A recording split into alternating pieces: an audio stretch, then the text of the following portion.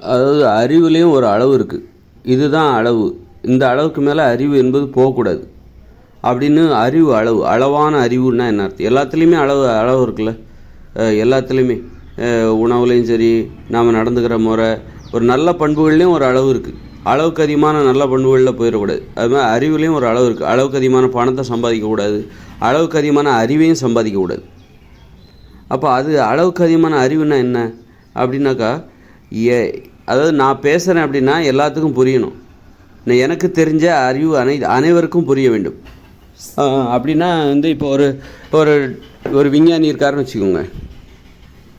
விஞ்ஞானி அவருக்கு தெரிஞ்ச எல்லாத்தையும் எல்லாருக்கும் புரிய வைக்க முடியுமா? எல்லாத்துக்கும் விஞ்ஞானிகளுக்கு மட்டும்தான் புரியும். அது மாதிரி டாக்டர் இருக்கார், அவருக்கு ஒரு அறிவு இருக்குது. அவருக்கு தெரிஞ்ச அறிவு, மருத்துவ அறிவு, அப்படி இதயம் இங்கே போகுது, அங்கே போகுது, ரத்தம் வருது, இந்த மாதிரி நாளங்கள், இந்த நாளங்களை கட் பண்ணி இங்கே முடிச்சு போடணும், அப்படி இப்படின்னு, இந்த நரம்பு தான் ரொம்ப முக்கியமானது அப்படின்னு சொல்லி அவருக்குன்னு ஒரு அறிவு இருக்குல்ல. அது எல்லாருக்கும் சொன்னால் புரியுமா? புரியாது. அப்போது அது அளவுக்கு அதிகமான அறிவு. புரியாத அறிவுகள் இருக்குல்ல, புரியாத அறிவு, அது அளவுக்கு அதிகமான அறிவு. அது மாதிரி பார்த்திங்கன்னா, யாராக இருக்கட்டும், ஒரு டிரைவர் இருக்கார், டிரைவர் வண்டி ஓட்டுறாரு, அது எல்லாத்துக்கும் புரியுமா? புரிய வைக்க முடியுமா? புரிய வைக்க முடியாது. அவருக்கு மட்டும்தான் புரியும், டிரைவர்களுக்கு மட்டும்தான் புரியும். அது மாதிரி இதெல்லாம் அளவுக்கு அதிகமான அறிவு. எல்லாராலையும் புரிந்து கொள்ள முடியாத அறிவு இருக்குல்ல, அது அளவுக்கு அதிகமான அறிவு. அளவுக்கு அதிகமானது எல்லாமே அழிவை தான் ஏற்படுத்தும். அப்போ இந்த உலகம், இயந்திர அறிவியல் உலகம் பார்த்திங்கன்னா, ஒரு மோட்டார் மெக்கானிக் இருக்கிறாரு, ஒரு என்ஜினியர் இருக்கிறாரு. இன்ஜினியருக்கு தெரிஞ்சதை மற்றவங்களுக்கு தெரியாது, சொன்னால் புரியாது. அதுக்கு பயிற்சி எடுக்கணும், புரியணும். இப்போ இன்ஜினியருக்கு தெரிஞ்சதை மற்றவங்க புரிஞ்சுக்கணும் அப்படின்னா அதுக்கு தான் போய் அந்த காலேஜ்லேயே போய் படிக்கணும். அந்த என்ஜினியரிங் காலேஜில் படித்தா தான் அவர் என்ன சொல்ல வராருங்க. அப்போ எல்லோரும் போய் படிக்க முடியாதுல்ல. அது மாதிரி அப்போ ஒரு மருத்துவர் சொல்கிறத முழுமையாக புரிஞ்சுக்கணும். எல்லோரும் எம்பிபிஎஸ் படிக்கணும். இந்த உலகத்தில் உள்ள எல்லாருமே எம்பிபிஎஸ் படிக்கணும். அப்போ எம்பிபிஎஸ் எல்லாருமே படிக்க முடியாது, படிக்க வேண்டிய அவசியமும் இல்லை அப்படிங்கிறது. அது மாதிரி வேறு விஞ்ஞானி சொல்கிறது இருக்குல்ல, அது எல்லாத்துக்குமே புரியணும். ஆனால் புரியுமா? புரியாது. புரியணும்னா விஞ்ஞானம் போய் படிக்கணும், அப்போ தான் அது புரியும். அந்த மாதிரி பயிற்சி எடுத்தால் தான் இவர் சொல்கிறத புரிஞ்சிக்க முடியும் அப்படிங்கிற அறிவு இருக்குல்ல, அதுதான் அளவுக்கு அதிகமான அறிவு. அதாவது பயிற்சி எடுத்தால் தான் புரியும். பயிற்சி எடுத்து நீ கற்றுக்கொள்கிற ஒரு அறிவு இருக்குல்ல, அது ஆபத்தானது, அழிவை தரும். பிறரால் எல்லாராலையும் புரிந்து கொள்ள முடியாத அறிவு இருக்குல்ல, அதான் அளவுக்கு அதிகமானது. அளவுக்கு அதிகமானது எல்லாமே அழிவை தான் தரும். அளவுக்கு மிஞ்சினால் அமிர்தமும் நஞ்சு மாதிரி, அளவுக்கு மிஞ்சினால் அறிவும் நஞ்சு தான். அறிவும் அழிவை தரும். அளவுக்கு மிஞ்சிய அறிவு என்பது அழிவை தான் தரும். அதே மாதிரி தான் இந்த உலகம் ஏன் அழிவை நோக்கி போயிட்டுருக்கு? இந்த இயந்திர அறிவியல் உலகம் அழிவை நோக்கி போகிற உலகமாக, அழிவை ஏற்படுத்தி கொண்டிருக்கிற, அழிவை பெருமளவு ஏற்படுத்திய உலகமாக ஏன் இருக்கிறது என்றால், அளவுக்கு மீறின அறிவுக்கு ஆசைப்படுறது. அளவுக்கு அதிகமான செல்வத்துக்கு ஆசைப்படுற மாதிரி அளவுக்கு அதிகமான அறிவுக்கு ஆசைப்பட்டுட்டு இருக்காங்க. அதுதான் அந்த அறிவு என்பது அழிவை ஏற்படுத்துகிறது. அந்த அறிவு தான் அழிவை ஏற்படுத்துகிறது. எந்த அறிவு அழிவை ஏற்படுத்துகிறது என்றால், அளவுக்கு அதிகமான அறிவு தான் அங்கே அழிவை ஏற்படுத்துகிறது. அளவுக்கு அதிகமான அறிவு இருக்குல்ல, அந்த அறிவு தான் பயிற்சி எடுத்து புரிந்து கொண்ட பயிற்சி எடுத்து கற்றுக்கொண்ட ஒரு அறிவு, அதுதான் இங்கே அழிவை ஏற்படுத்தி கொண்டிருக்கிறது.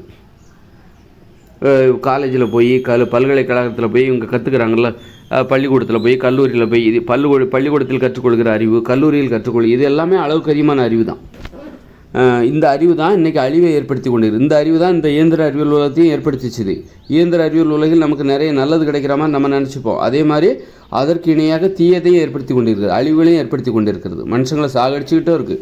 மனித வாழ்நாள் ஆயுளை குறைத்து விட்டது. எல்லாத்துக்கும் இந்த அளவுக்கு அதிகமான அறிவு தான் காரணம். பள்ளிக்கூடத்தில் போய், கல்லூரியில் நாம் கற்றுக்கொள்கிற அறிவு, புத்தகம் என்பது அளவுக்கு அதிகமான அறிவின் ஒரு வடிவம் தான். அளவுக்கு அதிகமான அறிவை நீ தெரிந்து கொள்வதற்கான ஒரு வடிவம் தான் புத்தகம். அதனால் இந்த புத்தகம் என்பது அதுவும் அழிவு தான் ஏற்படுத்தி கொண்டிருக்கிறது. இந்த இயந்திர அறிவியல் உலகம் அழிவை நோக்கி போகிறதுக்கு அதான் காரணம். அப்போது நாம் ஒரு கட்டுப்பாடாக வாழ்ந்திருந்தால் இந்த அழிவுகளை தவிர்த்திருக்கலாம், இந்த போர்களை தவிர்த்துக்கலாம், இந்த நோய்களை தவிர்த்திருக்கலாம். விபத்தினால் இதுவரைக்கும் பல கோடி பேர் செத்துறாங்க. விபத்துகளால், மோட்டார் வாகன விபத்துகள் அல்லது தொழிற்சாலையில் ஏற்படுத்துகிற விபத்துகள், இப்படி பல்வேறு விபத்துகளால் இந்த இயந்திர அறிவியல் உலகை காரணமாக கொண்டு நடைபெற்ற பல்வேறு விபத்துகளால் பல கோடி பேர் செத்துட்டாங்க. இந்த உலகத்தில் பல கோடி பேர் போர்களால் செத்துட்டாங்க, பல கோடி பேர் ஒரு நோய்களால் செத்துட்டாங்க. அப்போ இவ்வளோ அழிவுகளை தவிர்க்கணும் அப்படின்னா நம்ம அளவுக்கு அதிகமான அறிவுக்கு ஆசைப்பட்டுறக்கூடாது. பிறரால் உனக்கு ஒரு அறிவு தெரியும்னா அது எல்லாத்துக்கும் இங்கே புரியணும். பயிற்சி எடுத்தால் தான் நான் ஒன்றை புரிஞ்சுக்கணுமா? ஒன்றை புரிஞ்சுக்கிறதுக்கு நான் பயிற்சி எடுக்கணுமா? நீனும் ஒரு மனுஷன் தானே, நீனும் ஒரு மனுஷங்க தானே, நீ ஒரு மனுஷி தானே, நீ ஒரு மனுஷன் தானே. அப்படின்னா ஒன்றை புரிஞ்சுக்கிறதுக்கு நான் வந்து பயிற்சி எடுக்கணுமா, போய் பல்கலைக்கழகத்துலாம் படிக்கணுமா, அறிவு என்னன்னு நான் தெரிஞ்சுக்கிறதுக்காக. இப்போ ஒரு விஞ்ஞானி இருக்கிறார், அவர் என்ன சொல்கிறாருன்னு தெரிஞ்சுக்கணுன்னா நான் போய் விஞ்ஞானம் கற்றுக்கிட்டா தான் முடியும். ஒரு டாக்டர் இருக்கார், அவருக்கு தெரிஞ்சதை நான் தெரிஞ்சுக்கணும் அப்படின்னா, அவர் சொல்கிறத நான் புரிஞ்சுக்கணுன்னா நான் எம்பிபிஎஸ் படிச்சிருக்கணும். அவருக்கு தெரிஞ்ச முழுமையான விஷயத்த நான் தெரிஞ்சுக்கணுன்னா நான் எம்பிபிஎஸ் படித்தா தான் அவர் என்ன சொல்கிறாங்கிறதே நான் புரியணும், இப்போ தெரிஞ்சுக்க முடியும். அப்போது ஒன்றை நான் புரிஞ்சுக்கிறதுக்காக நான் வந்து நீ என்ன படிச்சோ அதை போய் நான் படிக்கணுமா, பல வருஷம் முயன்றால்தான் நான் உன்னை புரிந்து கொள்ள வேண்டுமா?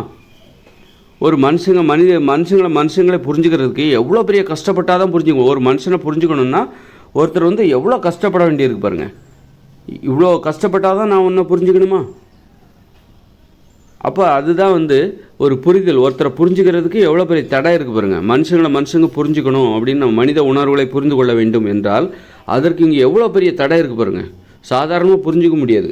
ஒரு விஞ்ஞானியை இன்ஜினியரால் புரிஞ்சிக்க முடியாது, இன்ஜினியரை விஞ்ஞானியால் புரிஞ்சிக்க முடியாது, ஒரு டாக்டரை வந்து விஞ்ஞானியால் புரிஞ்சிக்க முடியாது, ஒரு ஆசிரியரை விஞ்ஞானிகளை ஆசிரியரால். அந்த மாதிரி ஒவ்வொரு துறையும் பார்த்திங்கன்னா ஒரு இசையமைப்பாளரை வந்து பாடகராக புரிஞ்சிக்க முடியாது, இசையமைப்பாளர் தான் புரிஞ்சிக்க முடியும்.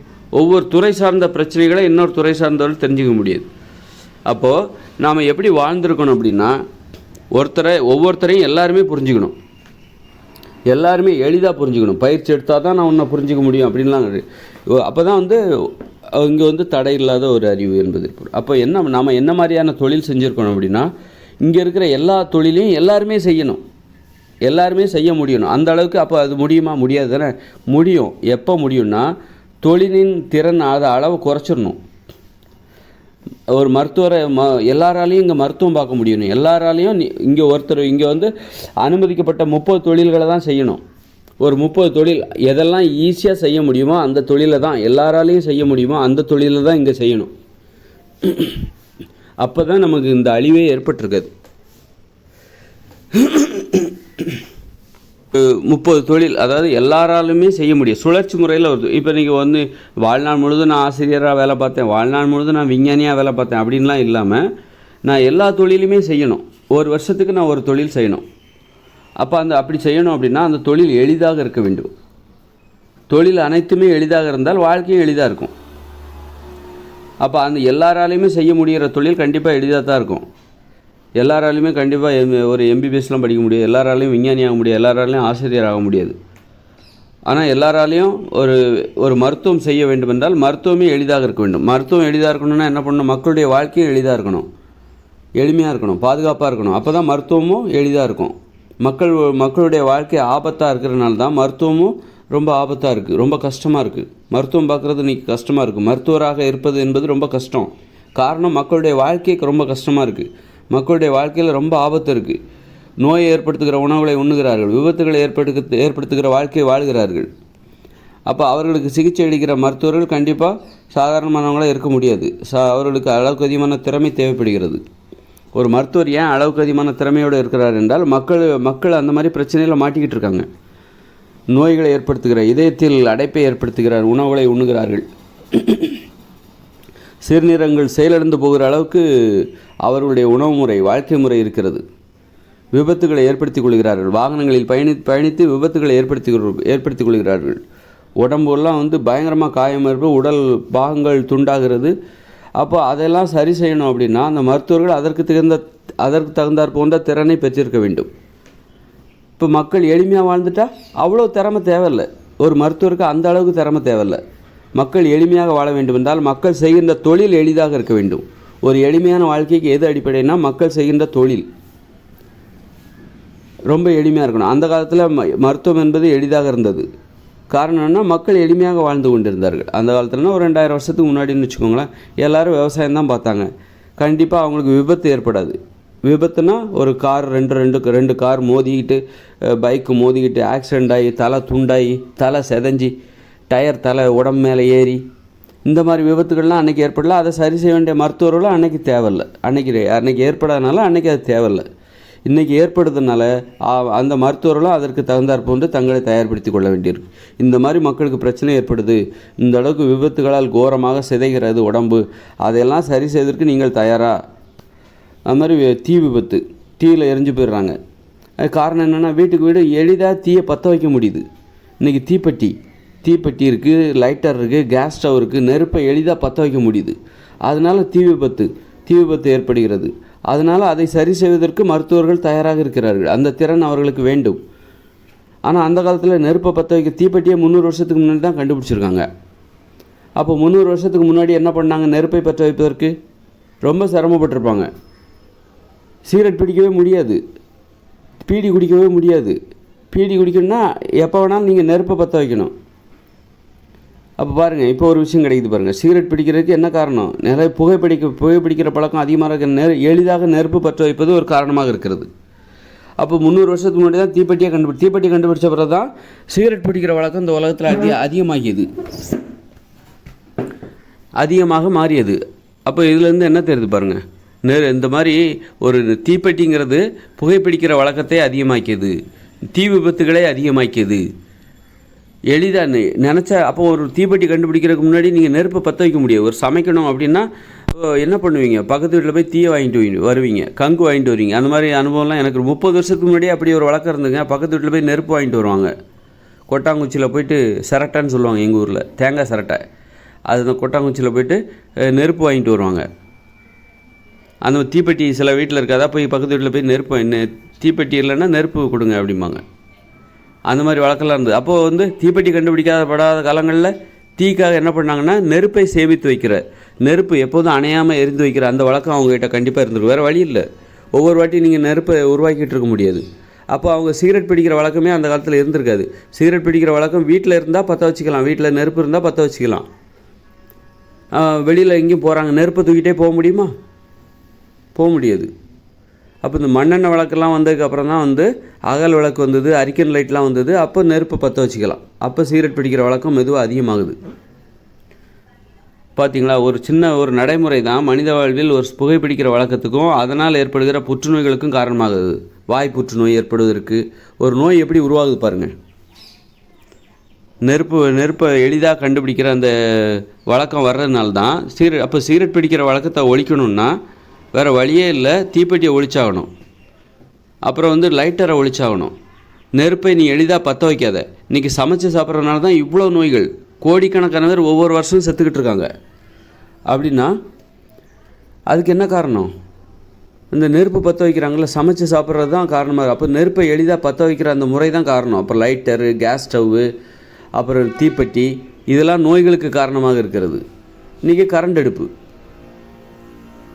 அடுப்பு வந்துருச்சு. ஆனால் கரண்ட் அடுப்பில் என்னன்னாக்கா நெருப்பை பற்ற வைக்க முடியாது. அதில் இருக்குது நெருப்பை, கரண்ட்லேயே நெருப்பை பற்ற வைக்கிறதெல்லாம் இருக்குது.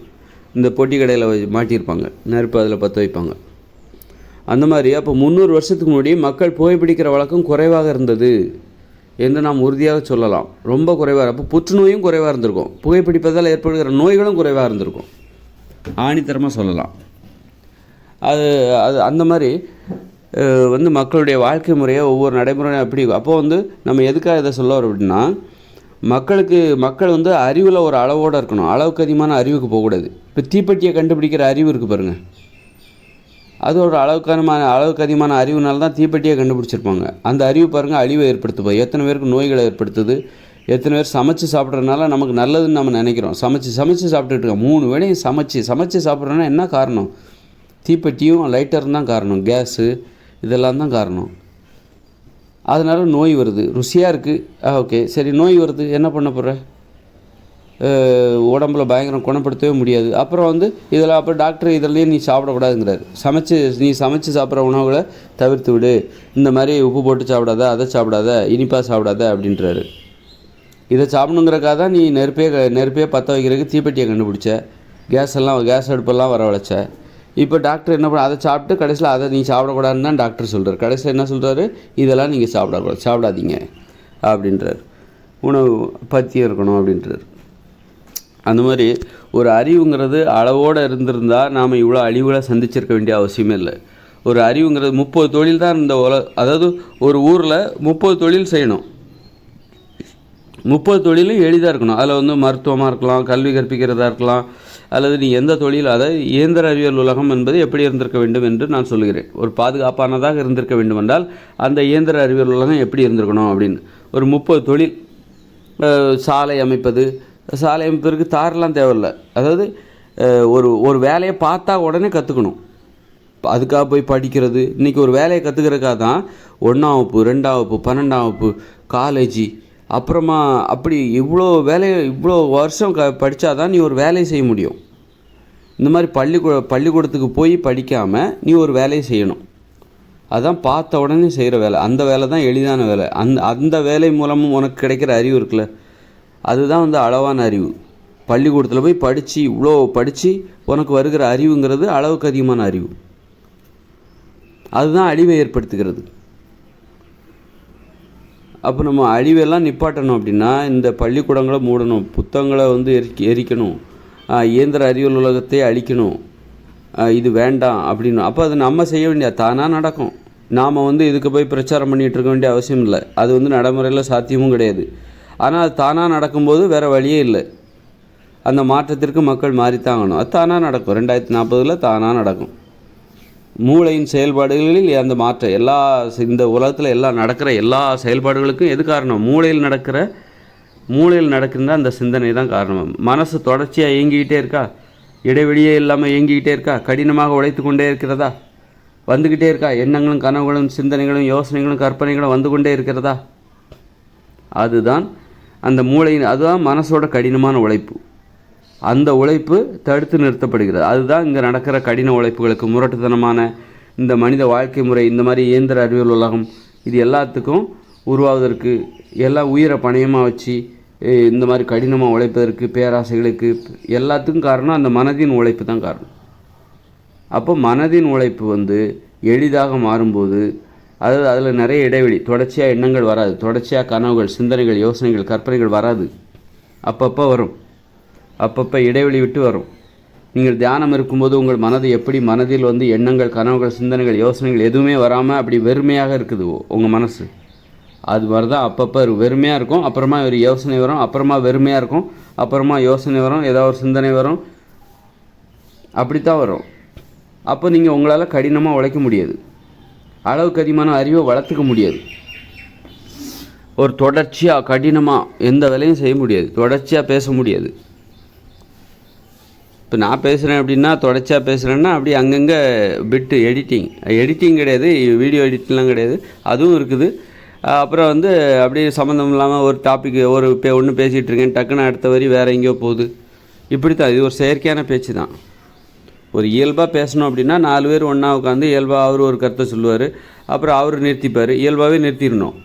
அவரால் தொடர்ந்து பேச முடியாத நிலையினால அவர் நிறுத்திடுவார். அடுத்து அந்த வாய்ப்பை பயன்படுத்தி இன்னொருத்தர் ஒரு கருத்தை பேசுவார், அந்த இடத்த அவர் ஃபில் பண்ணுவார்.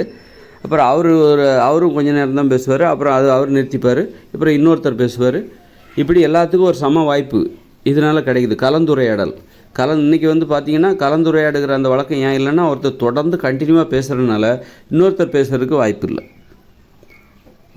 அந்த மாதிரி பண்பு இருக்கிறனால தான் இன்னொருத்தர் பேசுறதுக்கு ஒரு பேச்சு சுதந்திரம், பேசுவதில் சமத்துவம், அது இல்லாமல் போகிறதுக்கு அது ஒரு காரணமாக இருக்குது. அப்போ வந்து நீங்கள் வந்து தொடர்ச்சியாக அந்த மனசு செயல்படவில்லை, தொடர்ச்சியாக எண்ணங்கள் வந்து கொண்டே இருக்குது. அப்போ அந்த நிலை மாறும்போது தொடர்ச்சியாக எண்ணங்கள் வராது, கனவுகள் வராது, சிந்தனைகள் வராது, யோசனைகள் வராது, அப்பப்போ வரும். அப்போ என்ன பண்ணணும், நீங்கள் பேசுகிறதும் அப்பப்போ தான் பேச முடியும். எப்போதும் பேசிக்கிட்டே இருக்க முடியாது, நாள் முழுதும் பேசிக்கிட்டேலாம் இருக்க முடியாது. போயிட்டு வேறு எதாவது வேலை பார்க்கலாம், பேச்சு வராது, ஒரு அளவுக்கு தான் வரும். அது 4 பேர் ஒன்றா இருக்கீங்கன்னா நீ ஒன்று சொல்லுவ, அவன் ஒன்று சொல்லுவான், நீ ஒன்று சொல்லிட்டு நீ நிறுத்திடுவ, அப்புறம் வந்து அவங்க ஒன்று சொல்லுவாங்க, அந்த கேப்பில் அவங்க ஒன்று சொல்லுவாங்க, அவங்க பேசி முடிச்சிருவாங்க, பேச சொல்லணும்னு நினைக்கிறத முடிச்சிருவாங்க. அவளுக்கு மேலே தொடர்ந்து ரொம்ப நேரம் பேச முடியாது, அவங்க ஆஃப் பண்ணிடுவாங்க. அப்புறம் இன்னொருத்தர் அந்த வாய்ப்பை அந்த இடைவெளியை பயன்படுத்தி இன்னொருத்தர் பேசணும். இப்படி மனித வாழ்க்கை முறை இந்த மாதிரி அந்த முற்றிலும் அந்த மாறுகிறது.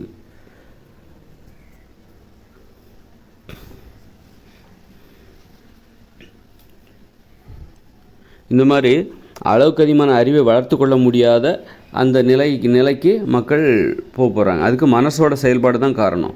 அதனால் ஒரு மாற்றத்தை நாமளாக ஏற்படுத்த வேண்டிய அவசியம் இல்லை. இந்த இயந்திர அறிவியல் உலகம் எல்லா கேடுகளுக்கும் காரணமாக இருக்கிறது, அழிவுகளுக்கும் காரணமாக இருக்குது என்றால் இதை உடனே நாம் அழிக்க வேண்டிய அவசியம் இல்லை, அதுவே அழிஞ்சு போயிடும். மனுஷங்க அழிய மாட்டாங்க, மனுஷங்க உயிரோடு தான் இருப்பாங்க. இந்த கட்டமைப்புகள் அழியும், இந்த சிந்தனைகள் அழிஞ்சு போகும். இந்த கட்டமைப்புகள், தொழிற்சாலைகள், பள்ளிக்கூடங்கள், கல்லூரிகள், புத்தகங்கள், கணினிகள் எல்லாமே செயலிழந்து போயிடும், அழிஞ்சு போயிடும்.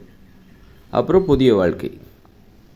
அதனால் அளவுக்கு அதிகமான அறிவு. அப்போ எளிமையாக நம்ம வந்து ஒரு பாதுகாப்பாக அந்த மனுஷங்க வாழ்ந்திருக்க முடியும். இவ்வளோ அழிவுகள், இவ்வளோ போர்கள், இவ்வளோ நோய்கள், விபத்துகள், இவ்வளோ மரணங்களே நம்மால் தவிர்த்திருக்க முடியும். உங்கள் உயிர் எவ்வளோ முக்கியமோ அது மாதிரி தான் எல்லாரோடைய உயிரும். நீங்கள் வந்து ஒரு எண்ணிக்கையில் இதெல்லாம் நடக்கும் அப்படின்னு நினைக்காதீங்க. உங்கள் சாவும் உங்களுக்கு உங்கள் உயிர் எவ்வளோ முக்கியமோ அது மாதிரி தான் எல்லார் உயிரும். அப்போ நீங்கள் செத்தா அது எவ்வளோ பெரிய அநியாயமோ அது மாதிரி தான் அநியாயமாக செத்த எவ்வளோ பேர் இருக்காங்கல்ல, அவங்களோட உயிரும் எவ்வளோ முக்கியம்.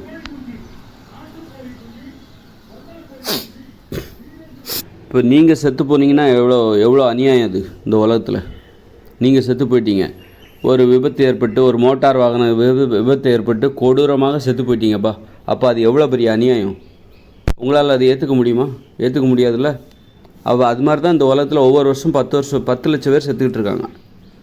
அப்போ அது எவ்வளோ பெரிய அநியாயம் பாருங்கள். அப்போ அதையெல்லாம் கடந்து இந்த இயந்திர அறிவியல் உலகை கொண்டாடுறீங்கன்னா நீங்கள் ஒரு குற்றவாளியாகத்தான் இருக்க வேண்டும். நீங்கள் ஒரு வக்கர உணர்வு பிடிச்சவராக தான் இருக்க முடியும். அதெல்லாம் கடந்து கூட இவ்வளோ நோய்களால் கோடிக்கணக்கானவர் செத்து கூட நீங்கள் இந்த இயந்திர அறிவியல் உலகுக்கு சாதகமாக பேசினால் உங்கள் மனசில் வந்து ஈரமே இல்லை, இரக்கமே இல்லை, கருணையே இல்லை, நியாயமே இல்லை. உங்கள் மனசில் கொஞ்சம் கூட ஈவு, இரக்கம், கருணை எதுவுமே இல்லை. மனிதத்தன்மை உங்கள்கிட்ட இல்லை. வக்கர உணவு படைத்தவர் தான் இந்த இயந்திர அறிவியல் உலகை கொண்டாடுவார்கள், பாதுகாப்பார்கள், அதை பராமரிப்பார்கள், அது அழியக்கூடாதுன்னு நினைப்பார்கள். அதுக்காக இப்போவே நம்ம அழிக்கணுங்கிற அவசியம் இல்லை. அது வந்து அந்த காலத்தால் தான் அந்த மாற்றம் ஏற்படும். மனசில் ஏற்படணும். மாற்றம் என்பது மனதில் ஏற்பட வேண்டும், வெளியில் ஏற்படக்கூடாது. வெளியில் ஏற்படுற மாற்றம் அது வந்து மனசில் நடந்தால் வெளியில் ஆட்டோமேட்டிக்காக நடக்கும். ஆனால் அந்த மாற்றம் தான், மனதில் ஏற்படுகிற மாற்றம் தான் இந்த உலகை மாற்றப் போகிறது. அதனால் நம்ம போய் பிரச்சாரம் பண்ணுங்கிற அவசியம் இல்லை. ஆனால் பிரச்சாரம் நடக்கும். இந்த மாதிரி பேசுகிறாங்களே, இப்போ நான் என்னுடைய கருத்தை தெரிவிக்கிறேன்ல, அதுவே பிரச்சாரம் தான். என்னுடைய கருத்தை தெரிவிக்கிறேன்ல, எனக்கு இப்படிப்பட்ட எண்ணங்கள் தோன்றுகிறது, எனக்கு இப்படிப்பட்ட சிந்தனைகள், எனது கருத்துக்கள், எனது சிந்தனைகளை நான் முன்வைக்கிறேன், அவ்வளோதான். அது ஒரு பிரச்சாரம். திரும்ப திரும்ப போயிட்டு அது மாதிரி இல்லாமல் அந்த அரசியல்வாதிகள் ஓட்டு கேட்குற மாதிரிலாம் இல்லாமல் எனது கருத்தை நான் தொடர்ச்சியாக முன்வைக்கிறேன். அது மாதிரி எனது கருத்துக்களோடு எனது கருத்துக்களுக்கு பொருத்தமாக இருப்பவர்கள், எதிர் வருகிற மாற்றத்தை ஏற்றுக்கொள்கிறவர்கள், அது சரிதான் நம்புகிறவங்க, அப்படி ஒரு மாற்றம் நடைபெற போகிறது என உணர்கிறவர்கள், அவர்களுடைய கருத்தை அவர்கள் முன்வைப்பார்கள். அதுதான் பிரச்சாரம். அது இப்போ மக்களுக்கு போய் சேரும். அது குறித்து விவாதிப்பார்கள், ஆலோசிப்பார்கள், அவரவர் கருத்துக்களை தெரிவிப்பார்கள். அப்புறம் எதிர்காலத்தில் நடைபெறுகிற மாற்றத்தை உணர்ந்து இதே அப்போ இந்த கருத்துக்களுக்கு நாம் இப்போ சொன்ன கருத்துக்கு அதை நோக்கி தான் மக்கள் போகிறாங்க, இந்த உலகம் போகிறது, கண்டிப்பாக இது நடக்கும். அப்படி இருக்கும்போது அதுக்கு தகுந்த மாதிரி ஒரு மிகப்பெரிய மாற்றம் நடக்கும். முன்கூட்டியே நம்ம தயாராகிடலாம். ஒரு மாற்றத்தினால் நாம் சிரமப்பட வேண்டிய அவசியம் இல்லை. ஒரு மாற்றம் நிகழப்போகிறது என்றால் அதற்கு முன்கூட்டியே நாம் தயாராகி விட வேண்டும். ஒரு புயல் வரப்போகிறது என்றால் அதற்கு நாம் முன்கூட்டியே தயாராகி விட வேண்டும். கடலுக்கு போகக்கூடாது. புயல் வரப்போகுதுன்னா கடலுக்கு போகக்கூடாது. அது மாதிரி வீட்டிலே இருந்துக்கணும். அது மாதிரி அன்றைக்கி லீவ் விட்டுருவாங்க. அந்த மாதிரி தான். அது மாதிரி நம்மளாம் வந்து பாதுகாப்பாக வாழ்ந்திருக்க முடியும். நம்மளாம் அளவுக்கு அதிகமான அறிவு தான் நம்ம அழிவை ஏற்படுத்தியது. அப்போ பாதுகாப்பாக வாழ்ந்திருக்க முடியும். நம்ம முதல்ல பள்ளிக்கூடங்களே இருந்திருக்கக்கூடாது. பள்ளிக்கூடங்கள், கல்லூரிகள் இதெல்லாம் அளவுக்கு அதிகமான அறிவுக்கு காரணமாக இருக்கிறது. பள்ளிக்கூடங்கள் இருந்திருக்கக்கூடாது, கல்லூரிகள். இப்படி இருந்து நீ என்ன தெரிஞ்சுக்கிறியோ அப்படி தெரிஞ்சுக்கிறது தான் உனக்கு வந்து நன்மை தரும், பாதுகாப்பை தரும், அழிவை தராது. எப்போ பள்ளிக்கூடத்தில் நம்ம இப்போ உருவாக்க ஆரம்பித்தோமோ அப்போ நமக்கு நன்மை ஏற்பட்டதாகவும் தோன்றியது, அழிவும் ஏற்பட்டது. அதனால் பள்ளிக்கூடம் வந்து இப்போ தானே தோன்றியது. அப்போ அதுக்கு முன்னாடி தானே சண்டை போட்டுட்டு இருந்தாங்க. அதுக்கு முன்னாடி ஆயிரக்கணக்கான வருஷமாக சண்டை தானே போட்டுட்டு இருந்தாங்க. அப்போ வந்து பள்ளிக்கூடம் எப்படி இருந்ததுன்னா, பள்ளிக்கூடம் வந்து இப்போ வந்து வேறு மாதிரி இருக்குது. இப்போ தான் ஒரு 50 வருஷம் 100 வருஷத்துக்கு முன்னாடி பிறகு தான் பள்ளிக்கூடங்கள்லாம் உருவாச்சுது. அப்போ கடந்த காலங்களில் எங்கே பள்ளிக்கூடம் இருந்தது அப்படின்னு நீங்கள் கேட்கலாம். கடந்த காலங்களில் இருந்தது தொழில் வழி கல்வி. அதுதான் பள்ளிக்கூடமாக இருந்தது. ஒன்றை கற்றுக்கணும் அப்படின்னா ஒருத்தர்கிட்ட போய் பயிற்சி எடுக்கணும். ஒரு ஆசாரி இருக்கார், தச்சர் இருக்கார். ஆசாரி என்பது சாதி பெயரா எனக்கு தெரில. தச்சு தொழில் செய்கிறது தானே ஆசாரினே வச்சுக்கலாம். அது ஒன்றும் ஒரு சாதி மாதிரி தோணலை. ஒரு தேவர், நாடார் என்கிற வார்த்தையை போன்று ஆசாரி என்கிற வார்த்தை எனக்கு ஒரு சாதி பெயராக புரியவில்லை. ஆசாரி என்பது அவர் செய்கிற தொழிலை அடிப்படையாக கொண்டு, ஆசாரின்னா என்ன, ஆசாரின்னா அந்த தொழில், ஆசாரினா என்ன, ஆசாரி நகை கொல்லரா, தச்சு தொழில், மரப்பலகையெல்லாம் செய்கிறார்ல, அவர்கிட்ட போய் விட்டுருவாங்க, சின்ன வயசில் விட்டுருவாங்க. அவர் போய் அங்கே அந்த தொழிலை கற்றுப்பார், சின்ன வயசுலேயே தொழில் செய்வார். அது மாதிரி ஒரு மரம் உடைக்கிறவர், சிலை செய்கிறவரா சின்ன வயசுலேயே அதில் சேர்த்து விட்ருவாங்க. இந்த பள்ளிக்கூடங்கிறது அன்றைக்கி தொழில் வழி கல்வியாக இருந்தது. அவர்கிட்ட போய் கற்றுப்பாங்க. அப்படி கற்றுக்கும்போது தான் அது மாதிரி ஒரு மருத்துவராக ஒரு சித்த வைத்தியர் இருப்பார், அவர்கிட்ட போய் 4-5 சின்ன பசங்களை போய் குருகுல கல்வி, அதான் குருகுல கல்வி. குருகுல கல்வின்னு சொல்லிட்டு அது வந்து பிராமணர்கள்ட்ட மட்டும்தான் இருந்ததுன்னு நினச்சிக்கிறாங்க. பிராமணர்களுடைய குருகுல கல்வி வேறு, அது வந்து ஒரு செயல்முறை கல்வி கிடையாது. ஒரு ஆசாரி வந்து தச்சு தொழில் செய்கிறவர்கிட்ட வந்து சின்ன பசங்களே கொண்டு விட்டுருவாங்க. இவனுக்கு வந்து என் பசங்க 2 பேரும், இந்த பசங்களுக்கு என் பசங்க 2 பேர், என் சித்தப்பா பசங்க 2 பேர், இவங்களுக்கு வந்து இந்த தச்சு தொழில் கற்றுக் கொடுங்க அப்படின்னு சின்ன வயசுலேயே கற்றுக் கொடுத்துருவாங்க, சின்ன வயசுலேயே சேர்த்து விட்ருவாங்க. அது மாதிரி பார்த்திங்கன்னா சிலை செய்கிற தொழிலுக்கு போனால் அங்கேயே 4-5 பேர் டங்கின்னு அடிச்சுட்டே கிடப்பாங்க. அவங்ககிட்ட போய் 4 சின்ன பசங்களை அவங்க பெற்றோர்கள் சேர்த்து விட்ருவாங்க.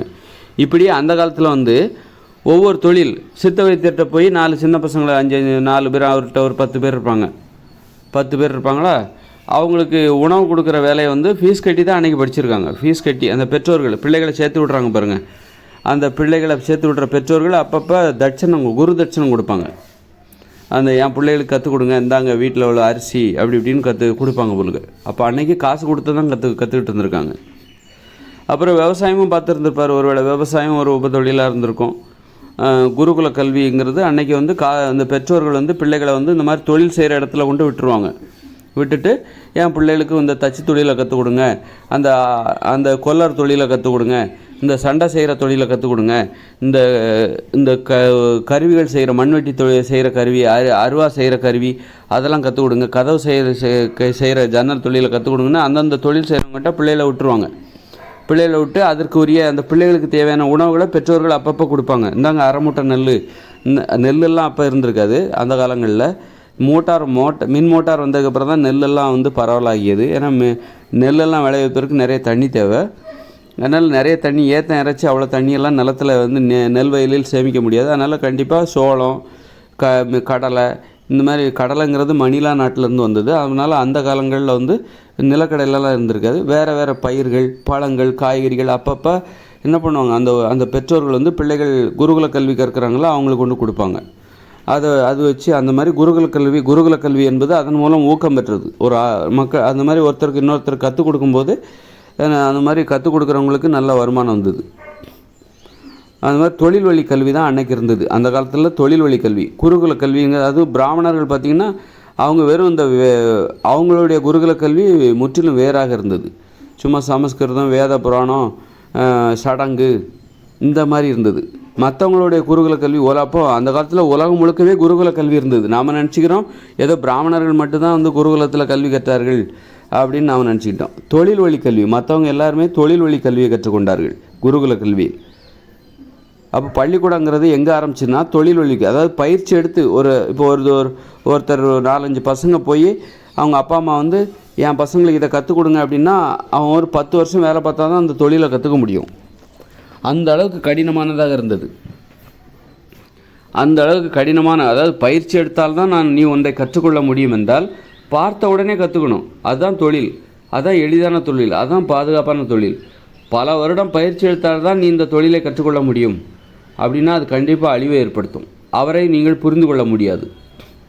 பல வருடம் பயிற்சி எடுத்தால்தான் நீ பயிற்சி எடுத்து ஒரு தொழிலை கற்றுக்கிறன்னா ஒன்றை மற்றவங்களால் புரிஞ்சிக்க முடியாது.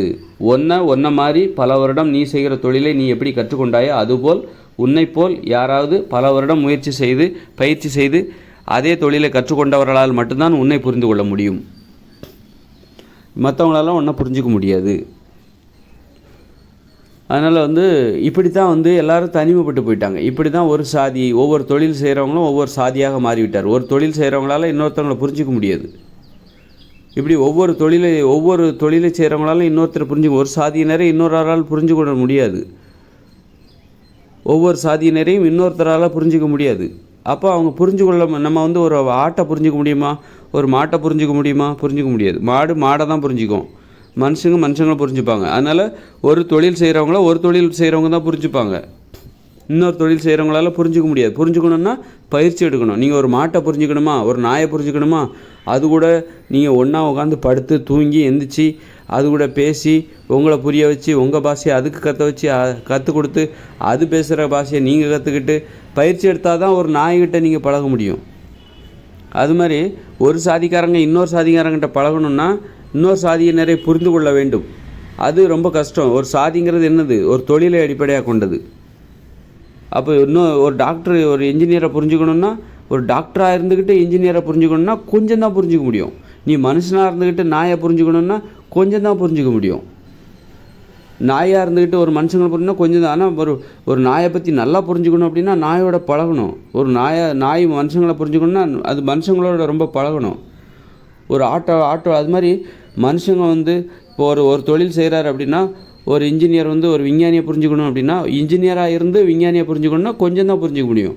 ஒரு இன்ஜினியர் விஞ்ஞானியை முழுமையாக புரிஞ்சுக்கணுன்னா அப்போ போய் விஞ்ஞானம் படிக்கணும். விஞ்ஞானம் படித்தா தான் விஞ்ஞானி என்ன சொல்ல வராருங்கிறத புரிஞ்சுக்க முடியும். ஒரு விஞ்ஞானி ஒரு இன்ஜினியரை புரிஞ்சுக்கணுன்னா போய் என்ஜினியரிங் படிக்கணும். அப்போ தான் அவர் அந்த என்ஜினியரை புரிஞ்சிக்க முடியும். கஷ்டப்பட்டு படித்தா தான் போய் என்ஜினியரிங் முதல்லேருந்து படிக்கணும். அப்போ தான் ஒரு விஞ்ஞானியாலே ஒரு இன்ஜினியரை புரிஞ்சிக்க முடியும். இப்படி தான் அந்த காலத்தில் ஒரு தொழில் என்பது கஷ்டப்பட்டு கற்றுக்கிட்ட ஒரு தொழில் என்பது ஒரு தொழிலை செய்கிறவர்களை மற்றவர்களால் புரிந்து கொள்ள முடியாது. மற்ற தொழில் செய்கிறவர்களால் புரிஞ்சு கொள்ள முடியாது. ஒரு தச்சு தொழில் செய்கிறவரை ஒரு சிலை செய்கிறவரால் புரிஞ்சிக்க முடியாது. ஒரு சிலை செய்கிறாருன்னா அவரை ஒரு தச்சு தொழிலாளியை புரிஞ்சு கொள்ள முடியாது. ஒரு சிலை செய்கிறவரை இந்த தச்சு தொழிலாளி புரிஞ்சுக்கணுன்னா போய் சிலை செய்ய கற்றுக்கொள்ள வேண்டும். அப்போ தான் புரிஞ்சிக்க முடியும். அப்போது அந்த காலத்தில் இப்படி தான் மக்கள் சாதி ரீதியாக தனிமைப்பட்டு போகிற காரணம் என்னென்னா புரிஞ்சிக்க முடியாது. ஒரு சாதியினர் இன்னொரு சாதியினரை புரிஞ்சு கொள்ள முடியாது. ஒரு தலித் வன்னியரை புரிஞ்சிக்க முடியாது. ஒரு வன்னியர் தலித்தை புரிஞ்சிக்க முடியாது. நீ தலித்தை புரிந்து கொள்ள வேண்டுமென்றால் நீ தலித்தாக மாற வேண்டும். நீ வன்னியரை புரிந்து கொள்ள வேண்டுமென்றால் நீ வன்னியராக மாற வேண்டும். நீ பிராமணரை புரிந்து கொள்ள வேண்டுமென்றால் நீ பிராமணராக மாற வேண்டும். நீ ஒரு நரிக்குறவரை புரிந்து கொள்ள வேண்டுமென்றால் நீ நரிக்குறவராக மாறு. இல்லைன்னா புரிஞ்சிக்க முடியாது. நீ பிராமணராக இருந்து கொண்டு நரிக்குறவரை புரிந்து கொள்ள வேண்டுமென்றால் கொஞ்சம் தான் புரிஞ்சிக்க முடியும் மேலோட்டமாக. நீ பிராமணராக இருந்துக்கிட்டு ஒரு நரிக்குறவரை நான் முழுமையாக தெரிஞ்சுக்கணுன்னா நீ பிராமணர் என்கிற நிலையிலிருந்து விடுபட்டு நீ போயிட்டு நரிக்குறவராக மாறிடு. போய் நரிக்குறவரை பற்றி தெரிஞ்சுக்கோ. அவங்களோட வாழு. அவங்களோட போய் டின் எடுத்துகிட்டு போயிட்டு சுற்று. பின்னாடியே வியாபாரம் பண்ணு. ஊசி மணி பாசி வியாபாரம் பண்ணி அவங்கள மாதிரி உழைச்சி அவங்கள போல் வாழ்ந்து பழகி பார்த்து தெரிஞ்சிக்க வேண்டியதுதான். அப்புறம் தான் நரிக்குறவன்னா யாருன்னு தெரியும். இந்த மாதிரி இப்படி தான் சாதி ஏன் ஒவ்வொரு சாதியினரும் வெறி கொண்டு இருக்காங்க. ஒவ்வொரு உயிரினமாக செயல்படுகிறார்கள். ஒவ்வொரு சாதியும் ஒவ்வொரு உயிரினமாக செயல்படுகிறார்கள். இன்னொரு உயிரினத்தை நம்ம புரிஞ்சிக்க மாட்டோம். ஒரு ஆடா நம்ம பசிச்சுன்னா வெட்டி சாப்பிட்ருவோம். ஒரு ஆடு மாடு ஒரு மாட்டை கொண்டுடுறோம், ஈஸியாக கொண்டுடுறோம், பரிதாபமே கிடையாது. அது மாதிரி தான் ஒரு சாதியினர். காரணம் என்னென்னாக்கா மாட்டோட உணர்ச்சிகளை நாம் புரிஞ்சிக்க மாட்டோம். ஆட்டோட உணர்ச்சிகளை நாம் புரிஞ்சிக்க மாட்டோம். ஒரு புலி நம்மளை கடித்து சாப்பிட்றோம் அப்படின்னா என்ன அர்த்தம்? புலி நம்மளுக்கு புரிஞ்சிக்காது. அதே மாதிரி தான் ஒரு சாதியினர் ஏன் இன்னொரு சாதியினரை புரிஞ்சிக்க மாட்டேங்கிறாங்க. ஈஸியாக அடிக்கிறாங்க, ஈஸியாக கொலை ஒரு மதத்தினர் இன்னொரு மதத்தினரை ஏன் கொலை செய்கிறார்கள், வன்முறையில் ஈடுபடு புரிஞ்சிக்க மாட்டாங்க. நீ புரிஞ்சுக்கணுன்னா ஒரு முஸ்லீமாக வாழணும். நீ ஒரு முஸ்லீமை புரிஞ்சுக்கணுன்னா முஸ்லீமாக வாழு. முஸ்லீமோட போய் வாழு. முஸ்லீமாக மாறிவிடு. அப்போ தான் முஸ்லீமை பற்றி புரிஞ்சிக்க முடியும். நீ ஒரு இந்துவாக வாழு. அப்போ தான் இந்துவை பற்றி புரிந்து கொள்ள முடியும். இந்துவாக வாழ வேண்டும், இந்துவாக மாற வேண்டும். நான் ஒரு இஸ்லாமியனாக இருந்து கொண்டு இந்துவை புரிந்து கொள்ளணும்னா கொஞ்சம் தான் தெரியும், மேலோட்டமாக உள்ளெல்லாம் போக முடியாது. அதனால்தான் இந்துக்களுக்கு ஏன் இஸ்லாமியர்களுக்கும் ஒற்றுமை வர மாட்டேங்குது. இந்த மதத்தினர் ஏன் ஒன்றுபட மாட்டேங்கிறாங்க, பிரிஞ்சே கிடக்கிறாங்கன்னா புரிஞ்சிக்க முடியாது. ஒருத்தரை பற்றி இன்னொருத்தர் புரிஞ்சிக்க முடியாது. அதனால தான் இவங்களுக்குள்ளே சண்டை வருது. புரிஞ்சிக்கலைன்னா ஒருத்தரை பற்றி நம்மளால் இன்னொருத்தரை புரிஞ்சிக்க முடியல, நம்ம என்ன பண்ணுவோம்? ஒரு ஆட்டை நம்மளால் புரிஞ்சிக்க முடியும், ஆட்டோட உணர்ச்சிகளை நம்மளால் புரிஞ்சிக்க முடியாது. அதனால தான் நம்ம என்ன பண்ணுறோம், அதை வெட்டி சாப்பிட்றோம். ஒரு மாட்டோட உணர்ச்சிகளை நம்மளால் புரிஞ்சிக்க முடியாது, அதனால தான் மாட்டை கொண்டு நம்ம சாப்பிட்றோம். அது மாதிரி தான் ஒரு சாதியினர் இன்னொரு சாதியினரை புரிஞ்சிக்க முடியாது. அதனால தான் அவங்ககிட்ட எந்த உறவும் வச்சுக்க மறுக்கிறாங்க, பயப்படுறாங்க. ஒரே சாதியாக இருக்கணும்னு நினைக்கிறாங்க.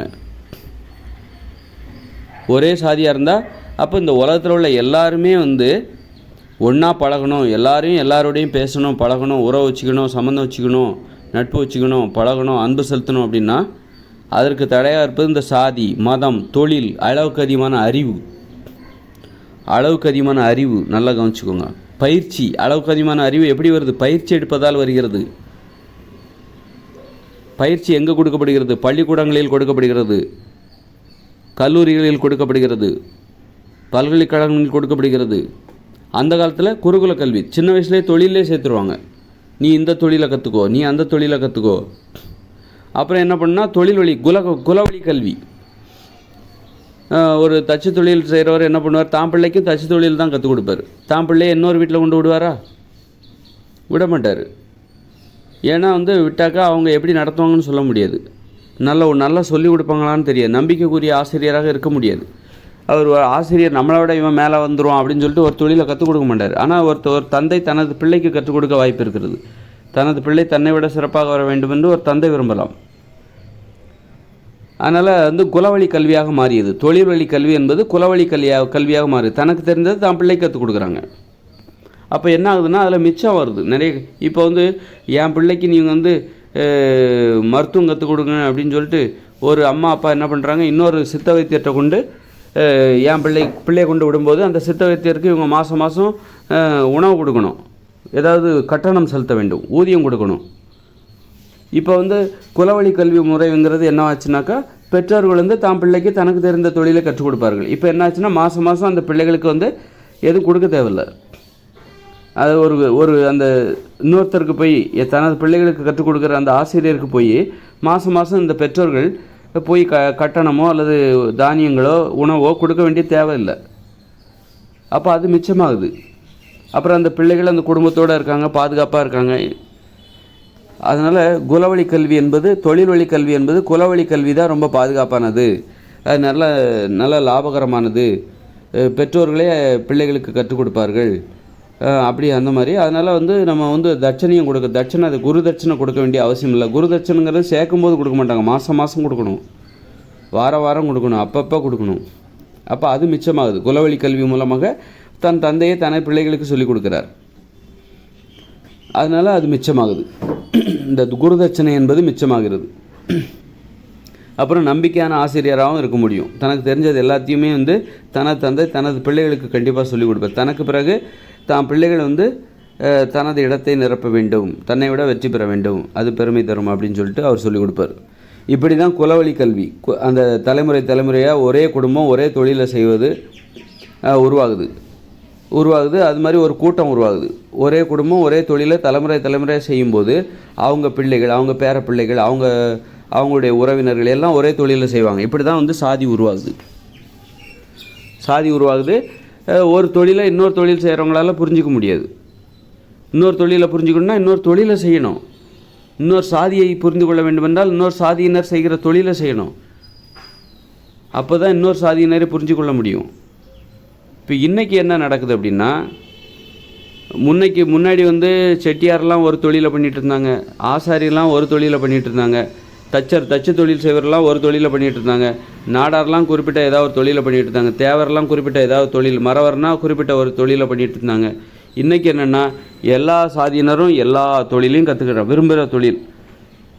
எல்லா சாதியினரும் இப்போ இன்றைக்கி டாக்டர் ஆகிறாங்க, எல்லா சாதியினரும் இன்றைக்கி இன்ஜினியர் ஆகிறாங்க, எல்லா சாதியினரும் இன்றைக்கி மருத்துவர் ஆகிறாங்க அல்லது விஞ்ஞானி ஆகிறாங்க.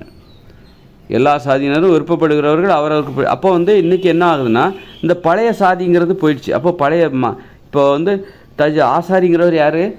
அவர் தச்சு தொழில் செய்கிறவர், அவர் ஆசாரியாக இருந்தார். இன்றைக்கி ஆசாரியாக இருக்கிறவங்க, ஆசாரி என்கிற பெயருடையவர்கள் இன்றைக்கி விஞ்ஞானி ஆகிறாங்க, டாக்டர் ஆகிறாங்க, மருத்துவர் ஆகிறாங்க. அதனால் இப்போ ஆசாரின்னு அவங்கள கூப்பிட்றது தப்பு. ஆசாரின்னா அவங்க முன்னாடி ஒரு தொழில் செஞ்சுட்டு இருந்தாங்க, இன்றைக்கி அந்த தொழில் அவங்க செய்யலை. அப்படின்னா இன்றைக்கி ஆசாரின்னு அவங்கள கூப்பிடுறது தப்பு. இன்றைக்கி எப்படி கூப்பிடணும்? இன்றைக்கும் சாதி இருக்குது. சாதி நவீனமாகிய விட்டது. இன்றைக்கி மருத்துவர் செய்கிறவரெல்லாம் மருத்துவ சாதி, இன்ஜினியர் ஜாதி, ஆசிரியர்கள் ஆசிரிய ஜாதி. ஆசிரியர்களை ஆசிரியர்கள் தான் புரிந்து கொள்ள முடியும், மருத்துவர்களை மருத்துவர்கள் தான் புரிந்து கொள்ள முடியும், விஞ்ஞானிகளை விஞ்ஞானிகள் தான் புரிந்து கொள்ள முடியும். அப்போ விஞ்ஞானிகள்லாம் விஞ்ஞான ஜாதி. அப்போ ஜாதி சர்டிஃபிகேட் வேணும். ஜாதி சர்டிஃபிகேட்டு கண்டிப்பாக நமக்கு வேணும். ஜாதிங்கிற இடத்துல நீ செய்கிற தொழிலை போடு. அல்லது தொழில் தொழில் அப்போ தான் வந்து சாதின்னா என்னன்னு தெரியும் மக்களுக்கு. சாதின்னா என்னன்னு தெரியாமலே இவன் விஞ்ஞானியாக இருக்கிறான், ஆனால் பழைய சாதியை பிடிச்சி தொங்கிட்டு இருக்கான். இவன் விஞ்ஞானியாக இருக்கிறான், ஆனால் இவன் ஆசாரியான், நான் ஆசாரின்னு சொல்லிக்கிறான். நீ விஞ்ஞானியா? ஆமாம், ஏன் நான் விஞ்ஞானி தான், ஆனால் நான் ஆசாரி ஜாதின்னு சொல்லிக்கிறான். நான் மருத்துவர், ஆனால் நான் பிராமண சாதின்னு சொல்லிக்கிறான். நீ மருத்துவரியா? நீ பிராமணர் இல்லை, நீ மருத்துவ ஜாதி இல்லை, நான் பிராமண சாதி, நான் மருத்துவர்னு. சாதினாலே நீ செய்கிற தொழிலை அடிப்படையாக கொண்டது தான் அப்படின்னா, நீ எப்படி மருத்துவர் என்றால் நீ எப்படி பிராமணராக இருக்க முடியும்? நீ மருத்துவர் என்றால் நீ எப்படி நாடாராக இருக்க முடியும்? நீ மருத்துவர் என்றால் நீ எப்படி செட்டியாராக இருக்க முடியும்? செட்டியார்னா செட்டியார்னு ஒரு தொழிலை செய்வாங்க, அந்த தொழிலை நீ செஞ்சுட்டு இருக்க. நீ இப்போ மருத்துவராக இருக்க, நீ இப்போ இன்ஜினியராக இருக்க. அப்போ இன்ஜினியர் தானே உன்னுடைய சாதியாக இருக்க முடியும்? உன்னுடைய தொழில் தானே உனக்கு ஜாதியாக மாறியது. அப்படின்னா இப்போ இன்றைக்கி வந்து சாதி சர்டிஃபிகேட் வேணும், சாதி சர்டிஃபிகேட் கொடுங்க. அதில் வந்து சாதி சான்றிதழ்னு போட்டு என்ன தொழில் செய்கிறானோ அந்த தொழில் தான் போடணும். தொழிலை மாற்றிக்கிட்டே இருக்கானா ஜாதி சர்டிஃபிகேட்டை மாற்றிக்கிட்டே இரு.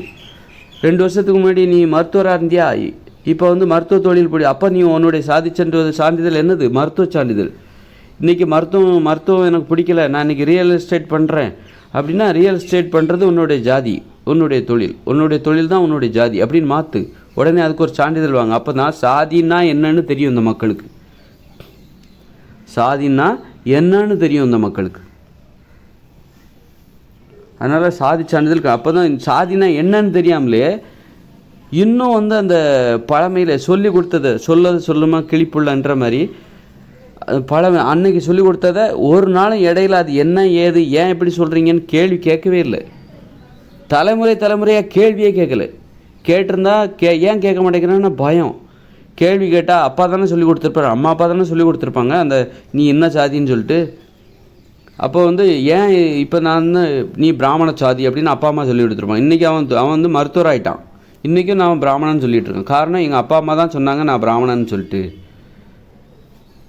அப்போ இன்றைக்கி இவன் அந்த மாதிரி ஏன் எதுக்குன்னு கேள்வி கேட்டால், இல்லைப்பா நான் வந்து இப்போ இன்றைக்கி மருத்துவர் ஆகிட்டேன், நான் மருத்துவர் ஆக போகிறேன், அல்லது மருத்துவர் ஆகிட்டேன், அல்லது நீங்களும் வந்து பிராமணர்னு சொல்கிறீங்க, ஆனால் நீங்கள் பார்க்குறது ஒரு இன்ஜினியரிங் தொழில், அல்லது நீங்கள் ஒரு மருத்துவராக இருக்கீங்க ஆனால் நீங்கள் உங்களை பிராமணர்னு சொல்லிக்கிறீங்க. நீங்கள் மருத்துவ ஜாதி தானே, நீங்கள் மருத்துவர் என்கிற பேரை தானே ஜாதியாக போட்டுக்கணும், ஏன் பிராமணர்னு போட்டுக்கிறீங்க அப்படின்னு கேட்டால் அந்த பெற்றோர்கள் அந்த குழந்தைய அடிப்பாங்க. அந்த மாதிரிலாம் சொல்லக்கூடாது, எங்கள் அப்பா எனக்கு சொல்லி கொடுத்ததை அவனுக்கு சொல்கிறேன், நீ பாதுகாத்துக்கோ அடிப்பார். அந்த அடிக்கு பயந்துட்டு குழந்தைகள் வந்து ஏன் எதுக்குன்னு கேள்வி கேட்காம அப்பா அம்மா சொல்கிறத அப்படியே கடத்திக்கிட்டு வராங்க. அது மாதிரி வன்முறை பயந்தான் இந்த மாதிரி கிளிப்பிள்ளைக்கு சொன்ன மாதிரி அந்த அவர் சொன்னது இவர் சொல்கிறது அவர் சொல்கிறது மாற்றி சொன்னால் ஏன் எதுக்குன்னு கேட்டால் அடி விடும். அதனால் பிரச்சனை வரும், சண்டை, வீட்டில் அமைதி இல்லாமல் போகும் அப்படின்னு சொல்லிட்டு இந்த சொன்னதை சொல்லிக்கிட்டே கடத்திக்கிட்டு வர்றது. இப்போ சாதின்னா என்னன்னு தெரியணும்னா சாதி சான்றிதழ் கொடுக்கணும். அவங்க என்ன வேலை பார்க்குறாங்களோ அந்த தொழிலை சாதியாக போடணும். நீ மருத்துவராக பார்த்தா மருத்துவ சாதின்னு போடு, இன்ஜினியர்னா இன்ஜினியர் ஜாதின்னு போடு, அப்புறம் வந்து ஆசிரியர்னா ஆசிரியர் ஜாதின்னு போடு, கலெக்டர்னா கலெக்டர் ஜாதின்னு போடு, எம்எல்ஏன்னா எம்எல்ஏ ஜாதி. நாளைக்கு நீ மந்திரி ஆகிட்டா மந்திரி ஜாதின்னு மாற்றிக்கோ, உன் ஜாதி சான்றிதழையும் மாற்றிக்கோ. உன் பிள்ளைகள் வந்து நீ மருத்துவ ஜாதியாக இருக்கலாம், உன் பிள்ளைகள் வந்து என்ஜினியர்னா உன் பிள்ளைகளுக்கு என்ஜினியர் ஜாதி சான்றிதழை வாங்கி கொடு. அந்த மாதிரி சாதியை பற்றிய ஒரு புரிதலை ஏற்படுத்துவதற்காக நீ முதல்ல வந்து சாதி சான்றிதழை கொடுங்க. அப்புறமா வந்து அது தேவையில்லைங்க, அது தேவையில்லை அப்படின்னுங்கிறத அப்புறமா முடிவு பண்ணிங்க. அப்படி ஒரு போடணுங்கிற அவசியம் இல்லை அப்படின்னு முடிவு பண்ணுங்க. சாதின்னா என்னன்னு புரிய வச்சுக்கிட்டு அதை இல்லாமல் செய்யுங்க. புரிய வைங்க முதல்ல, உங்களுக்கு என்ன பிரச்சனை அப்படிங்கிறத புரிய வச்சுட்டாக்கா இதுதானா அப்படின்னு மக்கள் புரிஞ்சிட்டதுக்கப்புறமா அந்த சாதியை ஒழிக்கிறதுக்கு முயற்சி பண்ணுங்கள். இது அப்போ தேவையில்லப்பா, நான் இன்ஜினியர் போன 2 வருஷத்துக்கு முன்னாடி இன்ஜினியராக இருந்தேன், அதில் எனக்கு சரியாக வரல, அப்புறம் எனக்கு வேறு பிஸ்னஸ் தான் பிடிச்சிருக்கு, புதுசாக நான் இப்போ வந்து வழக்கறிஞராக மாறிட்டேன், அப்போ இனிமேல் நான் வழக்கறிஞர் ஜாதி அப்படின்னு. இது வந்து தேவையில்லை, இது வழக்கறிஞருங்கிறது தெரியும் தானே அப்படின்னு சொல்லிட்டு சாதி தொழில் அதுக்குன்னு சாதி சான்றிதழ் கொடுக்க வேண்டிய அவசியம் இல்லை. சாதி சான்றிதழ்னு என்னன்னு தெரிஞ்சு போச்சுன்னா அப்போ அது நீ சாதி வரியே வராது. சாதி வரியே ஒரே குடும்பத்தில் பல சாதி இருப்பாங்க.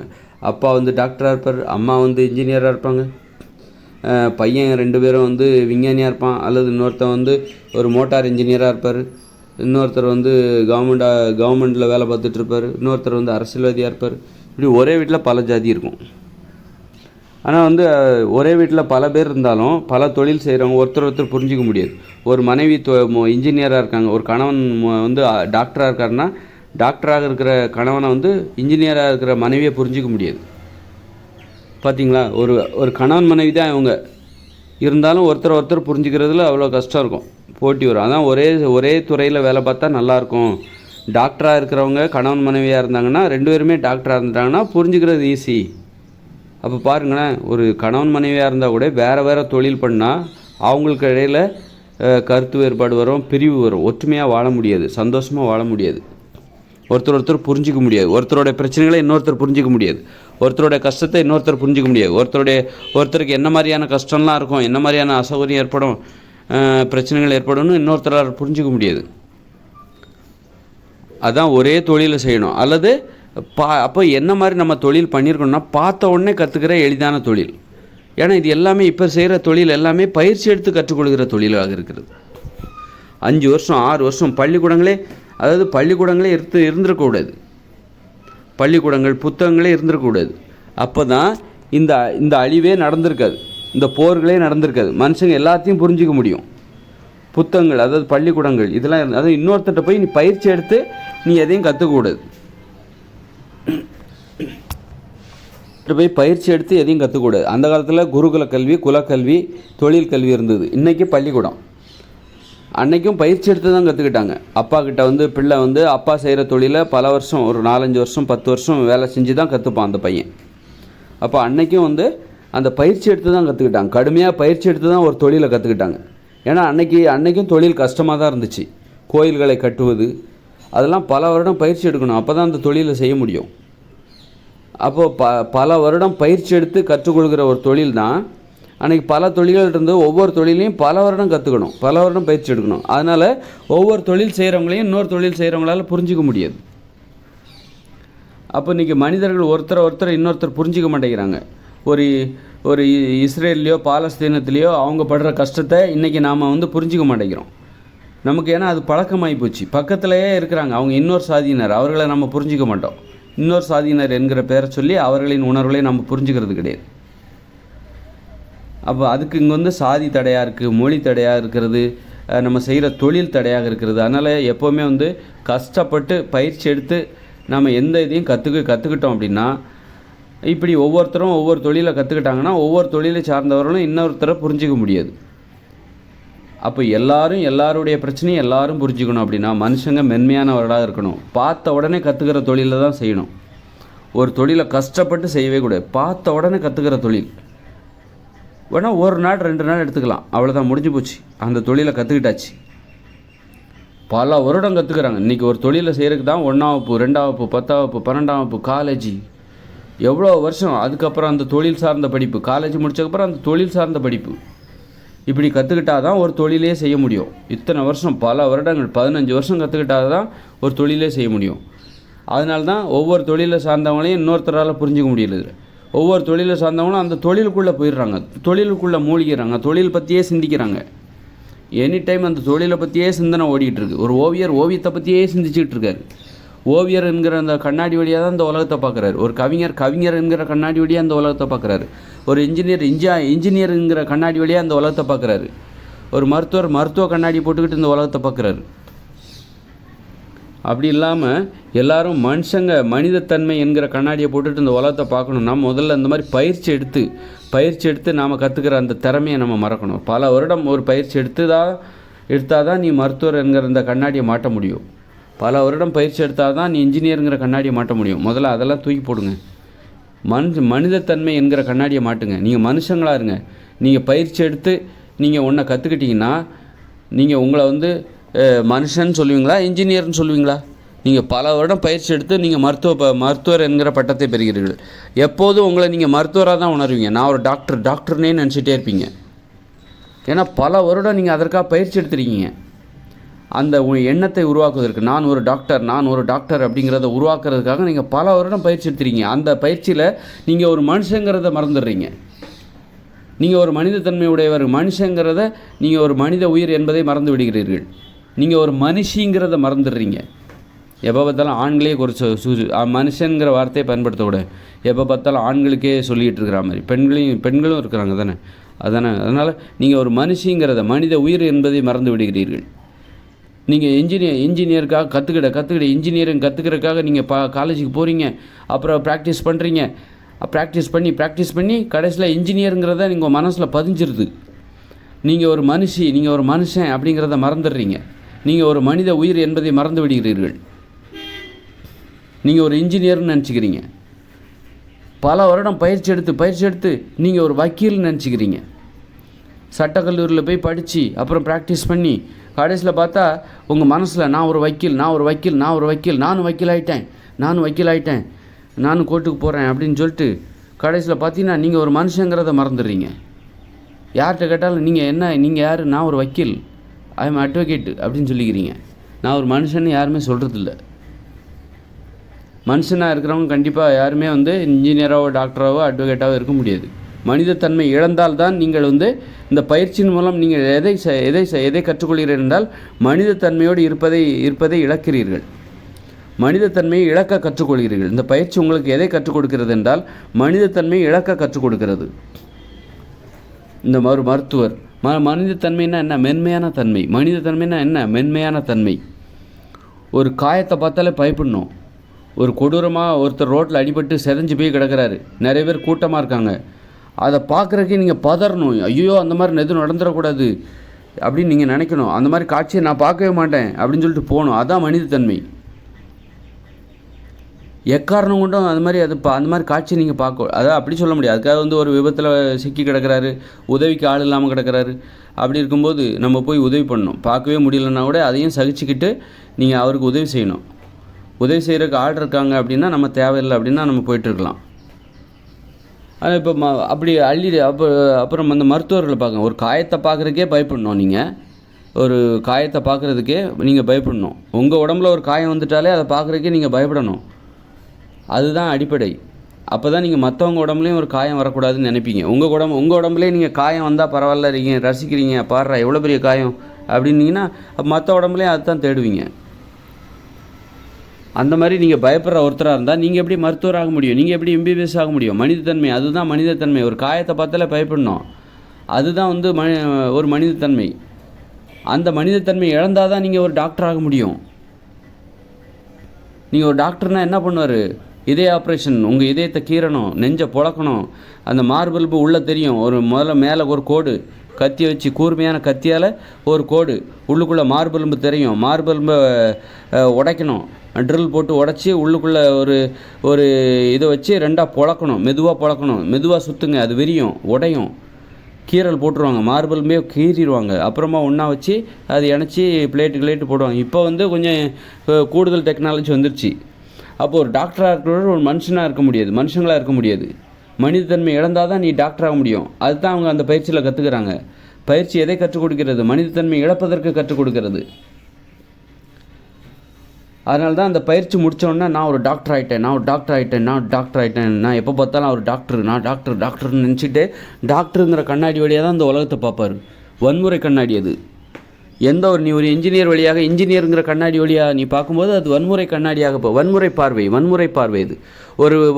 ஒரு டேரக்டர் என்ன பண்ணுவார்னா, ஒரு டேரக்டர் இருக்கார், அவருடைய அம்மா இறந்து போயிட்டார். அவர் அம்மா இறந்து போனோடனே என்ன பண்ணுறாரு, அவர் போயிட்டு வீட்டுக்கு போகிறாரு. அந்த எல்லோரும் அழுகுறம்போது அதையும் ஒரு சீனாகவே பார்ப்பார் அவர். இந்த இடத்துல அந்த அம்மா கொஞ்சம் இன்னும் சத்தமாக அழுதான் நல்லாயிருக்கும், இந்த காட்சி நல்லா இருக்கே, இந்த காட்சி வித்தியாசமாக இருக்கே, இந்த அழுகிற காட்சி புதுசாக அவர் ஓடி வர்றாரு. இப்போ டக்குன்னு தடிக்கு கீழே விழுந்துட்டார். இருந்தாலும் ஐயோ அம்மான்னு ஓடி விடுறாரு. இந்த காட்சி நல்லா இருக்கே, இந்த காட்சியை நம்ம அடுத்த படத்துக்கு யூஸ் பண்ணிக்கலாம். எந்த அளவுக்கு ஒரு டேரக்டருங்கிற ஒரு மனிதத்தன்மை இழந்தால் தான் நீ ஒரு டேரக்டராகவே ஆக முடியும்.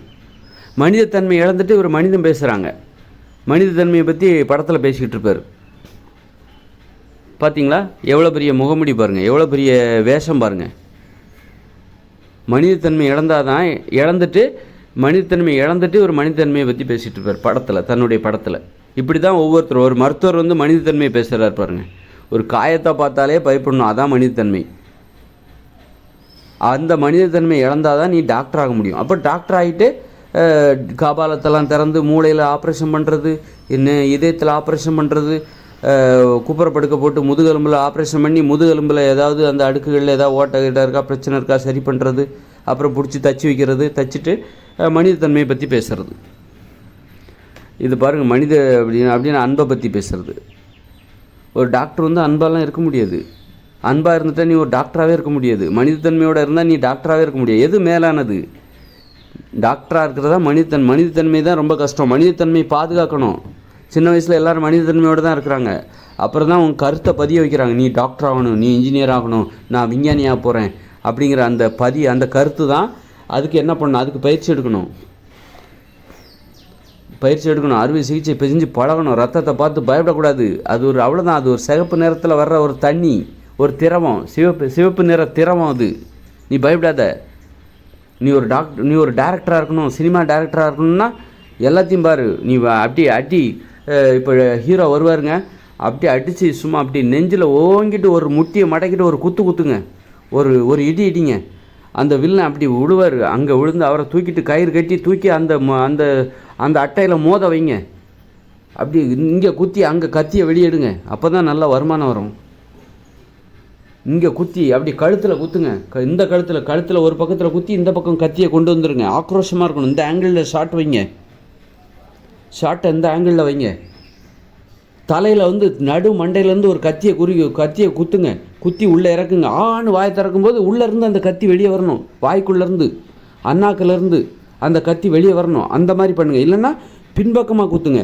பின்பக்கமாக கத்தியை குத்துங்க. அந்த வில்லனை குத்தும்போது பின்பக்கமாக தலையில் பின்பக்கமாக குத்தி தொண்டை வழியாக கத்தி வெளியே வர்ற மாதிரி பண்ணுங்கள் அப்படின்னு சொல்லிட்டு அந்த டைரக்டர் சொல்லிகிட்டு இருப்பார்.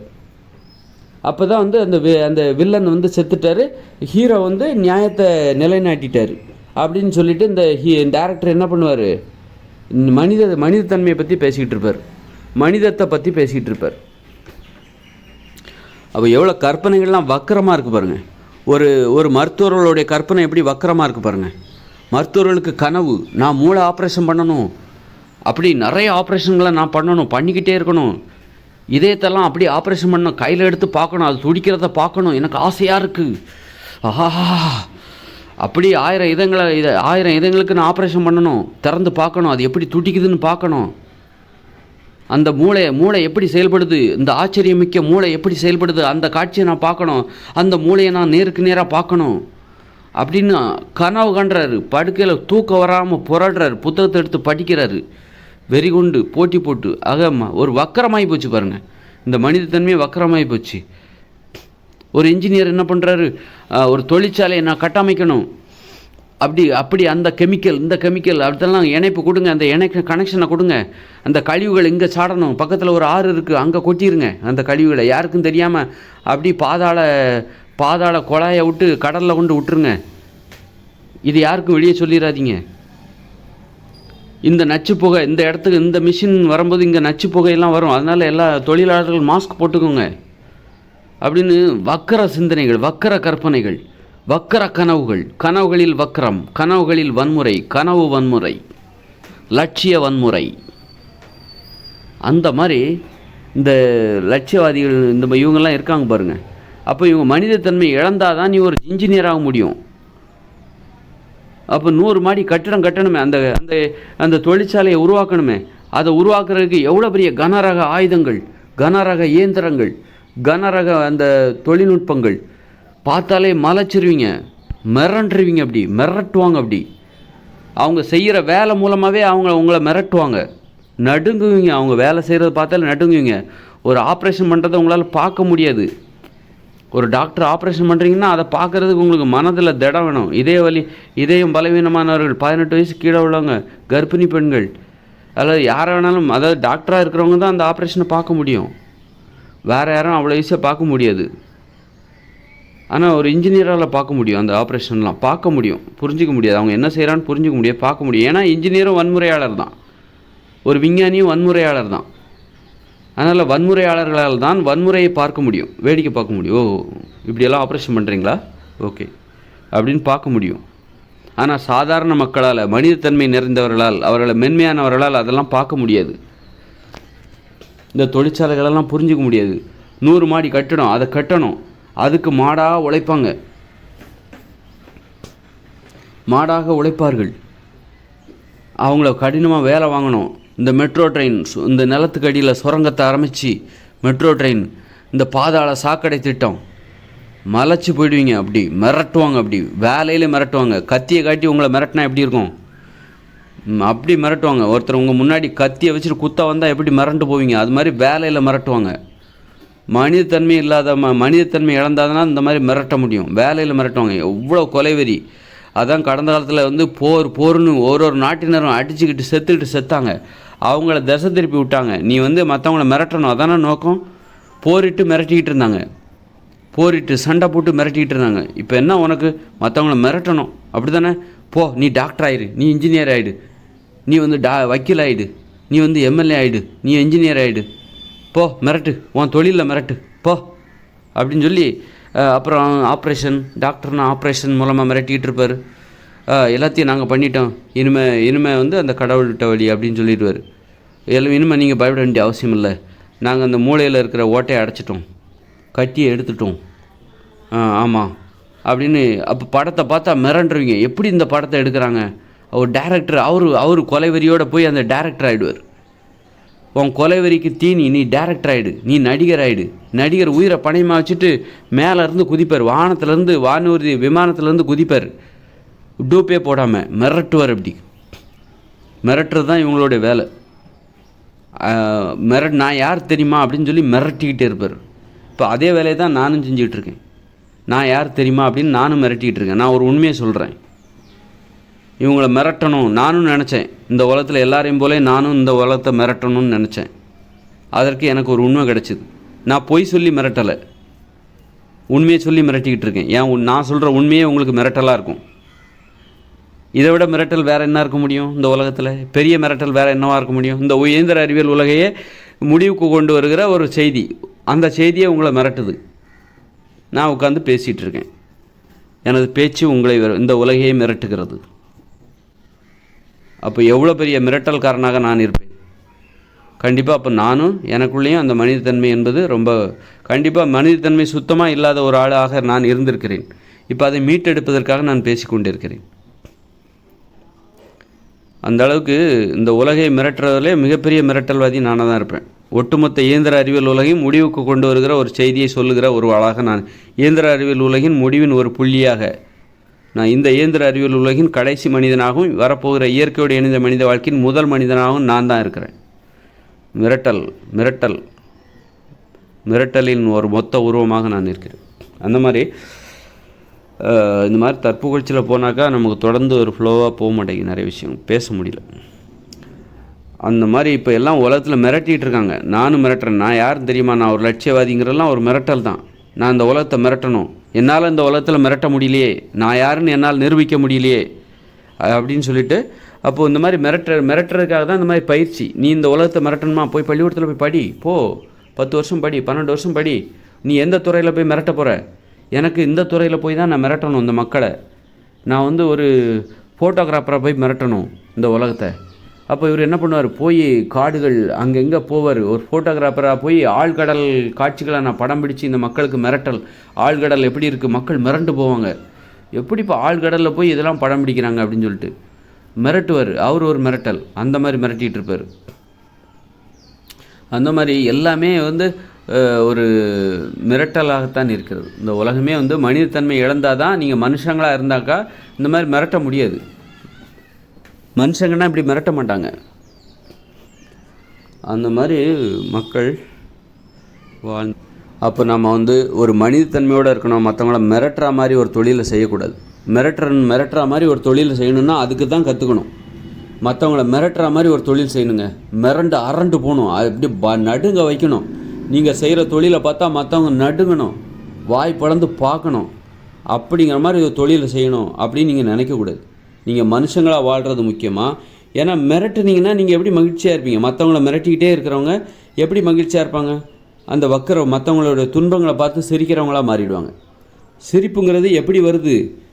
எனக்கு மற்றவங்க துன்பப்பட்டால் தான் எனக்கு சிரிப்பு வரும்பா அப்படிங்க. இப்போ காமெடி பாருங்கள், சினிமாவில் அந்த நகைச்சுவை நடிகர் அடி வாங்குவார், மக்கள் சிரிப்பாங்க. அந்த மாதிரி ஆயிட்டாங்க. மக்கள் துன்பப்பட்டால் தான் எனக்கு சிரிப்பே வரும். மற்றவங்க துன்பத்தை பார்த்தா தான் நான் மகிழ்ச்சியாக இருப்பேன், எனக்கு சந்தோஷம். யாராவது இன்றைக்கி மற்றவங்க அழிஞ்சால் தான் எனக்கு சந்தோஷம் அப்படிங்கிற மாதிரி, மற்றவங்க துன்பப்பட்டால் தான் நான் வாய் விட்டு சிரிப்பேன் அப்படிங்கிற மாதிரி மனித மனம் என்பது மனித மனம் என்பது வக்கர உணர்வுகளால் நிரம்பிவிட்டது, வக்கரங்களால் நிரம்பிவிட்டது. மற்றவங்க துன்பத்தை ஏற்படுத்துவது தான், மற்றவங்களுக்கு துன்பத்தை ஏற்படுத்துவது. நீ மிரட்டுறது தான் என்னுடைய வேலை, மற்றவங்களுக்கு துன்பத்தை ஏற்படுத்துவது. வாகனம் வேகமாக போகிறாரு, ஏன் வேகமாக போகிறாரு? ஏன் வண்டி, நான் எங்கள் கம்பெனியில் தயாரிக்கப்பட்ட வண்டி வந்து பார்த்திங்கன்னா மணிக்கு 120 கிலோமீட்டர் வேகத்தில் போவோம் அப்படின்றா மிரட்டுறார். அவர் மக்களை மிரட்டுகிறார். அப்போ அந்த வண்டியை ஓட்டிகிட்டு போனோன்னா மக்களே அப்படி மிரண்டு போய் பார்ப்பாங்க. அப்பாடா தப்பிச்சோண்டா, ஒரு நிமிஷம் மாட்டினோன்னா அன்றைக்கி ஆக்சிடெண்ட் தான். அப்புறம் பார்த்திங்கன்னா 150 கிலோமீட்டர் வேகத்தில் இந்த ட்ரெயின் போகும், புல்லட் ட்ரெயின் 400 கிலோமீட்டர் வேகத்தில் போகும். மிரட்டுறது அப்படி மற்றவங்கள மிரட்டி சந்தோஷப்படுறது. மிரட்டி கொண்டு இருக்கிறார்கள் மக்கள். ஒருவர் மிரட்டணும் தான், மிரட்டி சந்தோஷப்படுறாங்க, மிரட்டி சந்தோஷப்படுறாங்க. எவ்வளோ வக்கரம் பாருங்கள். அப்போ தான் நான் என்ன நினச்சேன் அப்படின்னா, நானும் மிரண்டு போயிட்டேன், இந்த உலகத்தை பார்த்து நானும் மிரண்டு போயிட்டேன். அப்போ தான் நான் என்ன பண்ணேன், உங்கள் மிரட்டலுக்கெல்லாம் நான் முற்றுப்புள்ளி வைக்கிறேன். இனிமேல் யாரும் மிரட்டக்கூடாது, பிறரை மிரட்டுகிற மாதிரி வாழக்கூடாது. அப்போ இந்த மிரட்டலுக்கு நான் முற்றுப்புள்ளி வைக்கணும். அதற்கு இயற்கையிலே ஒரு வாய்ப்பு இருக்கா? இப்படி மற்றவங்கள மிரட்டி வாழ்ந்து பயந்து சாகணுமா? அந்த இயந்திர அறிவியல் உலகில் பயந்து சாகணுமா? இன்றைக்கி போரிட்டு கொண்டு மிரட்டி கொண்டு இருக்கிறார்கள். அப்படி இஸ்ரேல் பாலஸ்தீனம் சண்டை போட்டு வான்வெளியில் குண்டு போட்டு மிரட்டிக்கிட்டு இருக்காங்க, பயந்துக்கிட்டு இருக்காங்க, நடுங்கிக்கிட்டு இருக்காங்க. அப்போ இதுக்கெல்லாம் முற்றுப்புள்ளி வைக்கணும் அப்படின்னு நான் நினச்சேன். அதுக்காக நான் மட்டும் நினைக்கல, நிறைய பேர் நினச்சிக்கிட்டு இருக்காங்க, அவங்கவுங்க கடமையில் செய்கிறாங்க. அப்போ என் பங்குக்கு நான் ஒரு கடமை செய்யணும். இந்த ஒட்டுமொத்த மிரட்டலுக்கும் ஒரு முற்றுப்புள்ளி வைக்கணும். யாரையும் மிரட்டக்கூடாது, யாரையும் பயமுறுத்தக்கூடாது. அன்பு செலுத்துங்க, உங்கள் அன்பால் மற்றவர்களை மிரட்டுங்கள். அதற்கு இந்த உலகத்தில் வாய்ப்பு இருக்கா, வழி இருக்கான்னு ஆராய்ஞ்சப்போ தான் எனக்கு கிடைச்சது வழி. என்னது? மனித நிலையில் முழுமையடைகிற அந்த நிலை. எனக்கு இயற்கை பாருங்கள், என்னுடைய ஆசை இதுவாக இருக்கிறது. அப்படிங்கும்போது இயற்கை என்னை தேர்ந்தெடுத்தது. ஆஹா, இவன் தான் பொருத்தமானவன், இவன் தான் அந்த அன்பை பரப்புவதற்கு, இந்த மிரட்டலுக்கு முற்றுப்புள்ளி வைக்கிற அந்த நபர் இவன்தான். இவனை பிடி, வாப்பா தம்பி, உனக்கு தான் அந்த தகுதி இருக்குது அப்படின்னு சொல்லி, மனித நிலையில் முழுமையடைகிற அந்த தகுதி உனக்கு தான், அந்த கௌரவம் உனக்கு தான் சொல்லி தூக்கி கொடுத்து, இந்த செய்தியை போய் சொல்லு. இனிமேல் யாரும் மனுஷங்களை மிரட்ட முடியாது. மூளையில் மனதில் ஏற்படுகிற அந்த மாற்றம், மனித வாழ்க்கையில் ஏற்படுகிற அந்த மாற்றத்திற்கு, எதிர்கால மாற்றத்திற்கு காரணமாக இருக்க போகிறது அப்படின்னு சொல்லிட்டு, நான் அந்த ஒட்டுமொத்த மிரட்டலுக்கும் முற்றுப்புள்ளி வைக்கின்ற ஒருவனாக இருக்கிறேன். அன்பால் மிரட்டுவதற்கு நான் அன்பால் மிரட்டுவதற்கான ஆரம்பத்தை நான் போட்டு வைக்கிறேன். இனிமேல் அன்பால் மிரட்டுங்க, போதும், இந்த மாதிரி மிரட்டினது போதும், போ கிளம்பு, இனிமேல் மிரட்டி மிரட்டுற வேலையெல்லாம் வச்சிக்காத அப்படின்னு சொல்லிட்டு உன் வேலையை பாரு. இனிமேல் அன்பால் மிரட்டுகிற உலகத்தின் ஆரம்பம். இயற்கையோடு இணைந்த மனித வாழ்க்கை என்பது அன்பு, பாசம், அக்கறை, அரவணைப்பு, காதலால் மிரட்டுங்கள், அன்பால் மிரட்டுங்கள், பாசத்தால் மிரட்டுங்கள், அக்கறையால் மிரட்டி தள்ளுங்கள். ஆமாம், போங்க, இனிமேல் அதுதான் வழி அப்படின்னு சொல்லிட்டு அழிவுகளால் மிரட்டாதீங்க. ஆக்கப்பூர்வமான அணுகுமுறையால் மிரட்டுங்கள், ஆரோக்கியத்தால் மிரட்டுங்கள், உடலில் உள்ள ஆரோக்கியத்தால் இந்த உலகை மிரட்டுங்கள், உடல் உறுதியால் மிரட்டுங்கள். அந்த மாதிரி உடல் உறுதியால் மிரட்டுங்க, மகிழ்ச்சியால் மிரட்டுங்க, சிரிப்பால் மிரட்டுங்க. இந்த உலகத்தில் இனிமேல் சிரிப்பு சத்தம் தான் கேட்கணும். நான் அப்படி கூட நினச்சிருக்கேன். எப்படி தெரியுமா? என்னுடைய ஒரு 18-19 வயசில் நான் அப்படி நினச்சிருக்கேன். அப்போ நான் பாண்டிச்சேரியில் படிச்சுட்டு இருந்தேன். அப்போல்லாம் நினச்சிருக்கேன், இந்த உலகம் முழுக்க சிரிச்சுக்கிட்டே இருந்தால் எப்படி இருக்கும் அப்படின்ட்டு. எங்கே பார்த்தாலும் சிரிப்பு சத்தம் கேட்டுட்டு இருந்தால் எப்படி இருக்கும். அப்போ அன்னைக்கு தெரியாது எனக்கு, நான் மனித நிலையில் முழுமையடைய போகிறவன்னு எனக்கு தெரியாது. ஆனால் எனக்கு பாருங்கள், அன்னைக்கு நான் யோசித்த யோசனை. அதே மாதிரி அதற்கு முன்னாடி நான் ஒரு ஓவியத்தை வரைஞ்சேன். அந்த ஓவியம் எப்படின்னா, 2000 வருஷம் பிறக்குது, 2021 வருஷம், அது என்ன அந்த நூற்றாண்டு கணக்கு தெரில பாருங்க. அதெல்லாம் அப்போ 2000 வருஷம் பிறக்கும்போது 21ஆம் நூற்றாண்டு பிறக்குதுன்னு நினைக்கிறேன். அப்போ நான் என்ன பண்ணுறேன், ஒரு ஓவியத்தை வரைகிறேன். ஒரு பெண் நிர்வாணமாக வான்வெளியில் பறந்து 21ஆம் நூற்றாண்டுக்கு போகிறா அப்படிங்கிற மாதிரி. 20ஆம் நூற்றாண்டுலேருந்து 21ஆம் நூற்றாண்டுக்கு போகிறா. ஏன் அவர் நிர்வாணமாக பறந்து போகிறான்னா, இந்த 20ஆம் நூற்றாண்டில் உள்ள ஆடை கூட அவளை அடிமைதான் படுத்தும், அதனால் அந்த ஆடை கூட எனக்கு வேண்டாம் அப்படின்னு சொல்லிட்டு அடிமை சங்கிலிகளை உடைத்தெறிந்து விட்டு நிர்வாணமாக பறந்து 21ஆம் நூற்றாண்டுக்கு போகிறா அப்படின்னு நான் சொல்கிற மாதிரி ஒரு ஓவியத்தை வரைஞ்சேன். ஆனால் அன்னைக்கு தெரியாது, நான் தான் மனித நிலையில் முழுமையடை போகிறவன், இந்த ஒட்டுமொத்த மிரட்டலுக்கும் முற்றுப்புள்ளி வைக்கப் போகிறவன் என்பது எனக்கு தெரியாது. இந்த உலகம் இயந்திர அறிவியல் உலகத்துக்கு முற்றுப்புள்ளி வைக்கிற அந்த செய்தியை உங்களுக்கு சொல்கிறவனாக நான் இருப்பேன் என்று எனக்கு அப்போது தெரியாது. பாருங்கள், அப்போ இந்த சின்ன வயசில் பாருங்கள், இது வந்து 18, 19 வயசில். இப்போ சின்ன வயசில் பார்த்தீங்கன்னா எங்கள் ஊரை பற்றியே, எங்கள் ஊரை நான் வடிவமைக்கிற ஆர்வம் தான் இருக்கும். எப்போ கனவு எனக்கு நைட்டு பகலில், அதாவது எனக்கு நைட்டு தூக்கம் வரலன்னா அவ்வளோதான், கனவுகள் வந்துச்சுன்னா என்னால் கனவுகளை கட்டுப்படுத்தவே முடியாது. என்ன நினச்சிப்பேன்னா, இந்த என்னுடைய ஊரை வடிவமைக்கிறேன், இங்கே இது இருக்கணும், இந்த ரோடு இப்படி இருக்கணும், இந்த கால்வாய் எப்படி இருக்கணும், இங்கே வந்து விளையாட்டு மைதானம் இருக்கணும், இங்கே நூலகம் இருக்கணும், அப்படி அந்த மாதிரி நான் ஏதோ ஊராட்சி மன்ற தலைவராகிற மாதிரி எனக்கு ஒரு கற்பனை வந்துருச்சுன்னா நான் இதை செய்வேன் அதை செய்வேன்னு சொல்லிட்டு அதை வடிவமைக்கிறதுல ஆர்வத்தில் எனக்கு அந்த தூக்கமே போயிடும். அப்போ பாருங்கள், அப்போ அன்னைக்கே எனக்கு வந்து இன்றைக்கி நான் என்னுடைய சிந்தனைக்கும் அன்னைக்குள்ள அந்த தொடர்புக்கும் பாருங்கள். அப்போ நான் வந்து எனது பிறப்பு, என் பிறவி கடமைன்னு ஒன்று இருக்குது. அது தெரியாமல் தான் அலைஞ்சி சுரிஞ்சு அந்த இடத்துல போய் நிற்க முடியாமல் நான் அலைஞ்சி தெரிஞ்சு அறியாமையில் நான் ஒரு மிகப்பெரிய கடமையை நான் செய்ய முடியாமல் போய்விட்டேன் இந்த உலகிற்கு. ரொம்ப கடைசியில் இப்போ தான் நான் பேசிகிட்டு இருக்கேன். அப்போ கடந்த நான் இப்போ எனக்கு வயசு 44னா 44 ஒரு 40 வருஷமாவது நான் எனக்கு இந்த பொது வாழ்வில் களத்தில் இறங்கி போராடி இருக்கணும். நான் ஒரு களத்தில் இறங்கி போராடுகிற ஒருவனாக எனக்கு இருக்க வாய்ப்பு இல்லாமல் போய்விட்டது. நான் சொல்லுகிற செய்தியை 20 வருஷத்துக்கு முன்னாடியே சொல்லியிருக்க முடியும். நான் யார் என்பதை சின்ன வயசுலேருந்தே நான் சொல்லியிருக்கணும். அப்போ அதுக்கு வாய்ப்பு இல்லை. காரணம் வறுமை, வன்முறை, இதெல்லாம் என்னை வந்து திசை திருப்பி விட்டுருச்சு. வறுமை என்னை மிரட்டியது, வன்முறை என்னை மிரட்டியது, அறியாமை என்னை மிரட்டி நான் வழி தவறி போய்விட்டேன். அந்த கடமைகளை இந்த உலகிற்கு இப்படி தான் நான் மட்டும் கிடையாது, என்ன மாதிரி நிறைய பேர் வழி தவறி போயிட்டாங்க. வழி மாறி போயிட்டுருக்கு, இந்த உலகமே வழி மாறி போயிட்டுருக்கு. அதனால நானும் இந்த உலகத்தோட வழி மாறி போயிட்டு கரெக்டாக ரூட்டை பிடிச்சிட்டேன். ஓரளவுக்கு முடிய போகிற நேரத்தில் என் ரூட்டை நான் பிடிச்சி அந்த செய்தியை சொல்லுகிறவனாக மாறிட்டேன். இப்படி தான் நிறைய பேர் சரி ஓகே போனது போகட்டும், இப்போவாது தெரிஞ்சதே, இப்போவாது நமக்கு வந்து நம்முடைய உண்மை தெரிந்ததே, இன்னும் நான் கரெக்டாக அந்த ரூட்டை பிடிச்சேனா அப்படிங்கிறது இன்னும் தெரில, போக தான் தெரியும். இன்னும் நான் எனது பணியை செய்வதற்கான அந்த கோட்டில் வந்து நான் அந்த நேர்கோட்டில் நான் வந்து நிற்கிறேனா, எனது பிறவி கடமை. ஆக எனது பிறவி கடமை என்பது அது தெரியாமலேயே என்னுடைய நோக்கம் என்ன, என்னோட உள்ளுணர்வு என்ன அப்படிங்கிறது எனது மனம் என்பது சின்ன வயசுலேயே எனக்கு உணர்த்திட்டே தான் இருக்குது. கனவுகள் மூலமாக அந்த ஊரை நான் வடிவமைக்கிறது, எனது ஊர் இப்படி இருக்க வேண்டும் என்று நான் கற்பனை செய்து கனவு செய்து, தூக்கம் இல்லாமல் கனவு செய்திருக்கிறேன், தூங்க முடியாமல் கனவு செய்திருக்கிறேன். அந்த கனவுகளே அப்படி வலிக்கும், அவ்வளோ வலியாக இருக்கும். அப்புறம் வந்து அதன் பிறகும் சரி, எப்போ பார்த்தாலும் எனக்கு இந்த திட்டமிடல் தான், இந்த இதை மாற்றணும் அதை மாற்றணும் இப்படி மாற்றணும் இதை மாற்றணும். ஆனால் எனக்கு தெரில, அதை புரிஞ்சிக்க தெரில, அது என்ன சொல்ல வருது. அதாவது மனசு சொல்லுது, மனசு வந்து உன்னுடைய லட்சியம் இதுதான்னு சொல்லாது, அது இப்படித்தான் சொல்லும். அது திட்டமிடுது, அதை மாற்றணும் இதை மாற்றணும் இப்படியே திட்டமிட்டே கொண்டு, அப்படின்னா அதன் வழியாக நீ ஒன்றை சொல்ல வருகிறது, அதன் வழியாக உன்னுடைய கடமை இதுதான் என்பதை சொல்ல வருகிறது. அதை புரிஞ்சிக்க முடியாமல், மனசை புரிஞ்சிக்க முடியாமல் நான் வேறு வழியில் போயிருக்கேன். ஆனால் எப்போவும் எனக்கு அந்த மனசில் ஓடிட்டு தான் இருக்குது. அந்த மாதிரி இனிமேல் வந்து அன்பால் மிரட்டுவாருங்க, அன்பால் மிரட்ட வேண்டும். இந்த மனுஷங்க இனிமேல் வந்து இந்த உலகத்தில் அன்பால் மிரட்டி கொண்டிருப்பார்கள். வன்முறை என்பதே இருக்காது. கொள்கையால் மிரட்டுவார்கள், கொள்கையால், உணவு கட்டுப்பாட்டால் மிரட்டி கொண்டிருப்பார்கள் இந்த உலகத்தை. உணவு கட்டுப்பாட்டை கடைபிடித்து இந்த உலகத்தை மிரட்டிக்கிட்டு இருப்பாங்க. அந்த மாதிரி இனிமேல் வந்து மிரட்டலின் வடிவமே வேறு.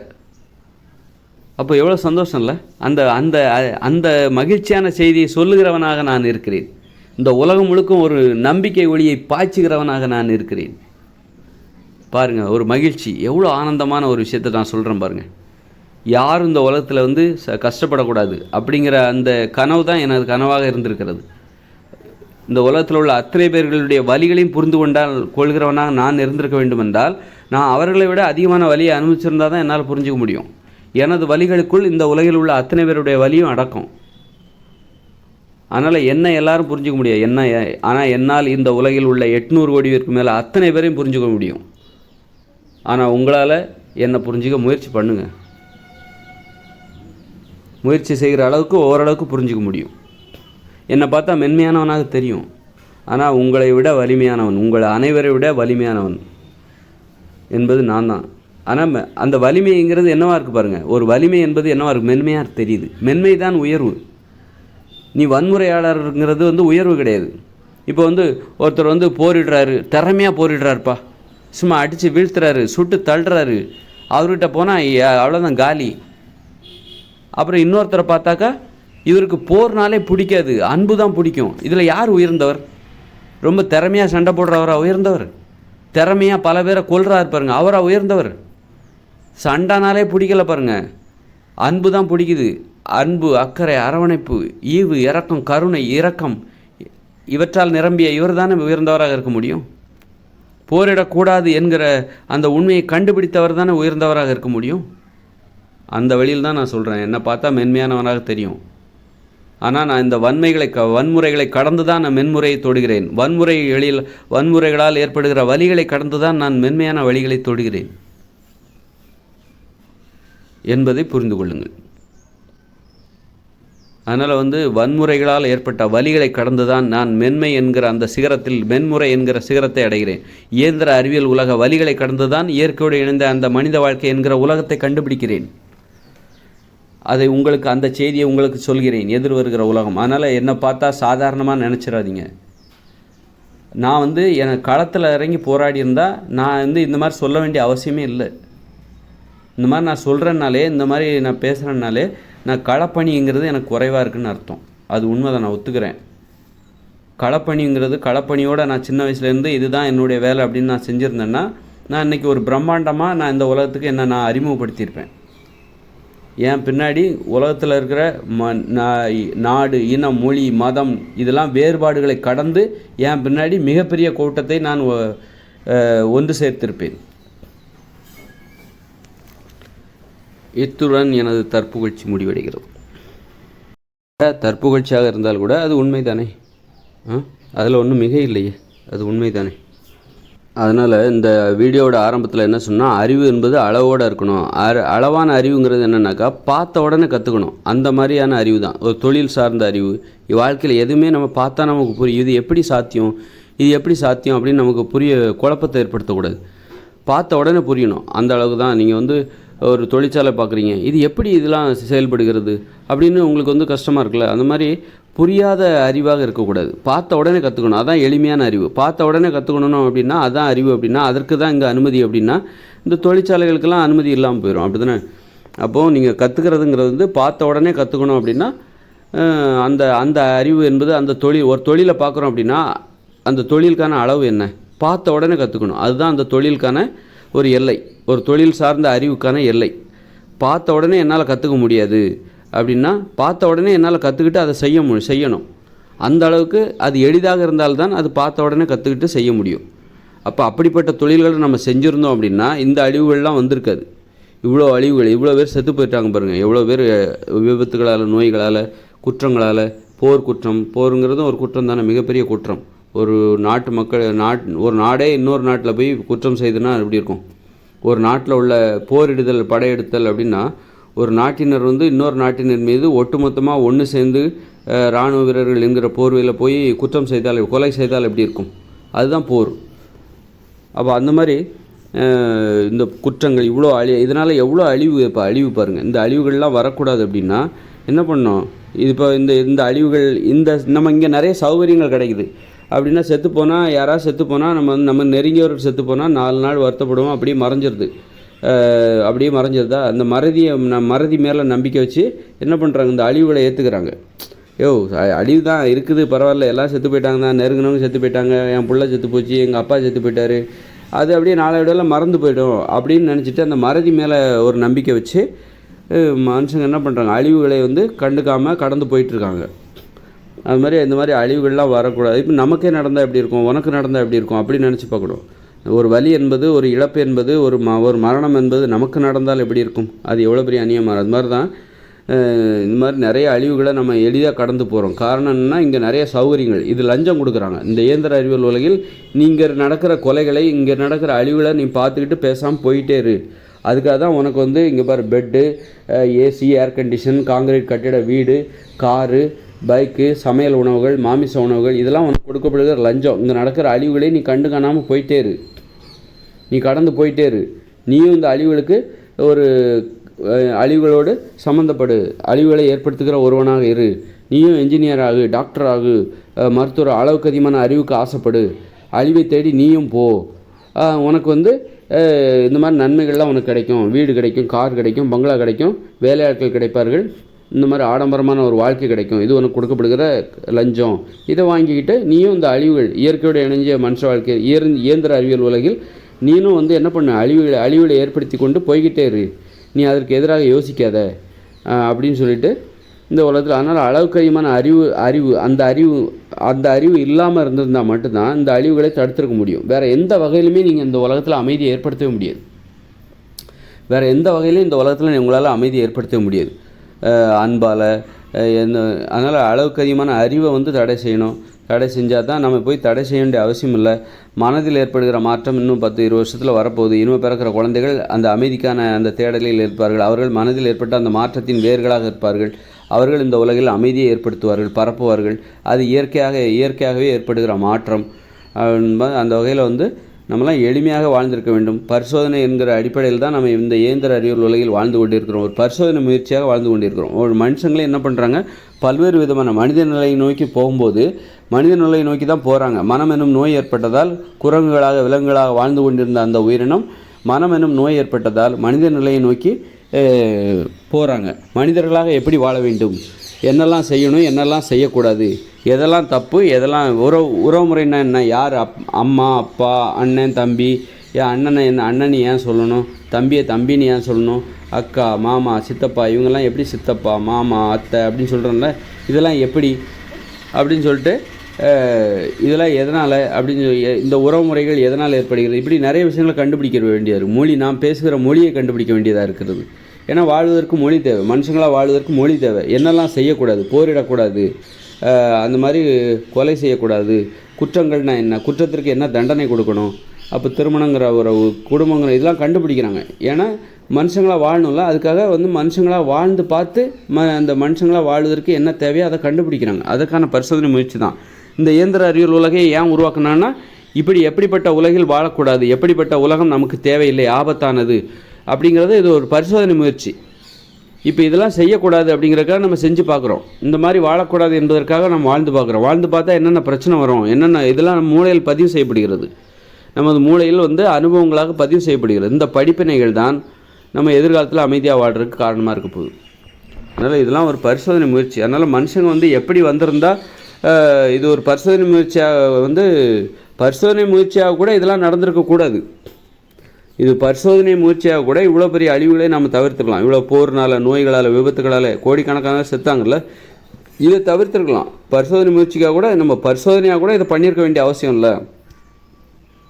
அப்படின்னா என்ன பண்ணியிருக்கணும் அப்படின்னா, பயிற்சி எடுத்து எதையும் கற்றுக்காத, பல வருடம் பயிற்சி எடுத்து எதையுமே கற்றுக்காத. அப்போ நீ மனுஷங்கிறத மறந்துட்டு நீ எந்த பயிற்சி எடுத்தியோ அந்த பயிற்சி தான் நீங்கிற மாதிரி ஆகிடும். நீ பல வருடம் பயிற்சி எடுத்து நீ மருத்துவரானா நீ மனித உயிர் என்பதை மறந்துவிட்டு நீ என்ன ஆகிடுவேன்னா, நான் ஒரு மருத்துவர் அப்படின்னு நீ உணர ஆரம்பிச்சிருவேன்.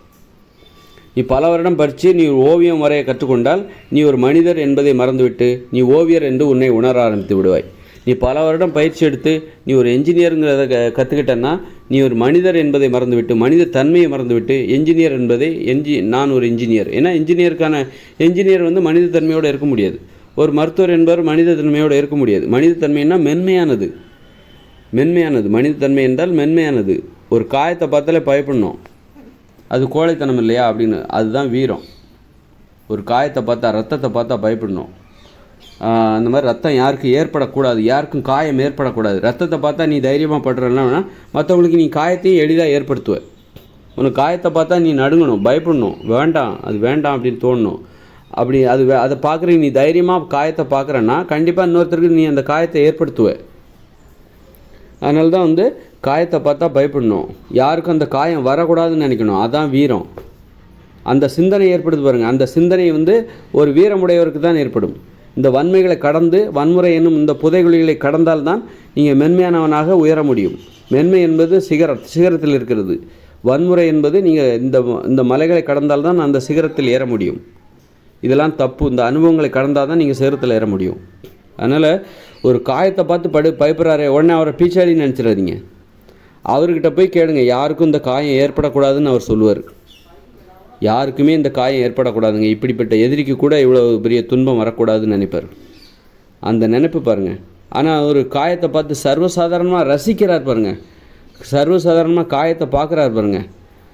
அவர் ரொம்ப இயல்பாக சகஜமாக ஒரு காயத்தை பார்க்குறாரு, ரத்தம் அப்படி சத்த சகதியில் ஒருத்தர் கிடக்கிறாரு, அதை வந்து சர்வசாதாரணமாக ஒருத்தர் பார்க்குறாரு பாருங்க, அவர்கிட்ட வந்து யாருக்கும் இந்த மாதிரி காயம் ஆகவே கூடாது அப்படின்னு நினைக்கவே மாட்டார் அவர். அந்த நல்ல எண்ணம் அவருக்கு இருக்குது. அதனால் மருத்துவராக இருப்பதை விட மனிதராக இருப்பது தான் உயர்ந்தது. மனிதர்களுக்கு காயங்களை பார்த்தாலே பிடிக்காது, யாருக்கும் காயம் ஏற்படக்கூடாது, யாருக்கும் அந்த மாதிரி விபத்து ஏற்படக்கூடாது அப்படின்னு தான் நினைப்பார். அதனால் மருத்துவராக இருப்பதை விட மனிதராக இருக்க வேண்டும், இன்ஜினியராக இருப்பதை விட மனிதராக இருக்க வேண்டும், விஞ்ஞானியாக இருப்பதை விட மனிதராக இருக்க வேண்டும், மனுஷங்களாக இருக்கணும், மனித உயிராக இருக்க வேண்டும், மனுஷியாக இருக்கணும். நீ விஞ்ஞானியாக இருக்கிறது முக்கியத்தை விட மனுஷியாக இருக்கிறது தான் உயர்ந்தது. நான் அதுக்கு தான் முயற்சி பண்ணிகிட்ருக்கேன். அந்த மாதிரி எது முக்கியம் அப்படின்னு அப்போ நம்ம செய்கிற வேலைங்கிறத பார்த்த உடனே கற்றுக்கணும். அப்போ அது அந்த அளவுக்கு எளிதாக இருந்தால் தான் பார்த்த உடனே கற்றுக்க முடியும். பார்த்த உடனே கற்றுக்கணுன்னா ரொம்ப பயிற்சி எடுக்கணுமாங்க, ரொம்ப தியானம் பண்ணால் பார்த்த உடனே கற்றுக்கலாமா அப்படின்னு நினச்சிடக்கூடாது. பார்த்த உடனே கற்றுக்கணும் அப்படின்னா நாம் செய்கிற வேலை எளிதாக இருக்கணும், அப்போ தான் பார்த்த உடனே கற்றுக்க முடியும். அந்த மாதிரி இப்போ வந்து பிள்ளைகள் வந்து அம்மாக்கிட்ட பேசுகிறாங்க, பார்த்து தானே கற்றுக்குறாங்க. பார்த்த உடனே எதையா கற்றுக்க முடியுமான்னு நீங்கள் கேட்குறீங்க. ஒரு மொழியவே கற்றுக்கொள்ளலாம். நீங்கள் வந்து ஒரு இங்கே தமிழராக இருக்கிறீங்க அப்படின்னா ஒரு இங்கிலீஷை கற்றுக்கணுன்னா பயிற்சி எடுத்தால் தான் கற்றுக்க முடியும். நீங்கள் அது மாதிரி ஒரு இங்கிலீஷ்காரங்க வந்து தமிழ் கற்றுக்கணுன்னா பயிற்சி எடுத்தால் தான் கற்றுக்க முடியும். ஆனால் ஒரு இங்கிலீஷ்காரங்க இங்கிலீஷ் பேசணுன்னா பயிற்சி எடுக்க வேண்டிய அவசியம் இல்லை, அம்மா அப்பாவை பார்த்தே கற்றுக்கலாம்.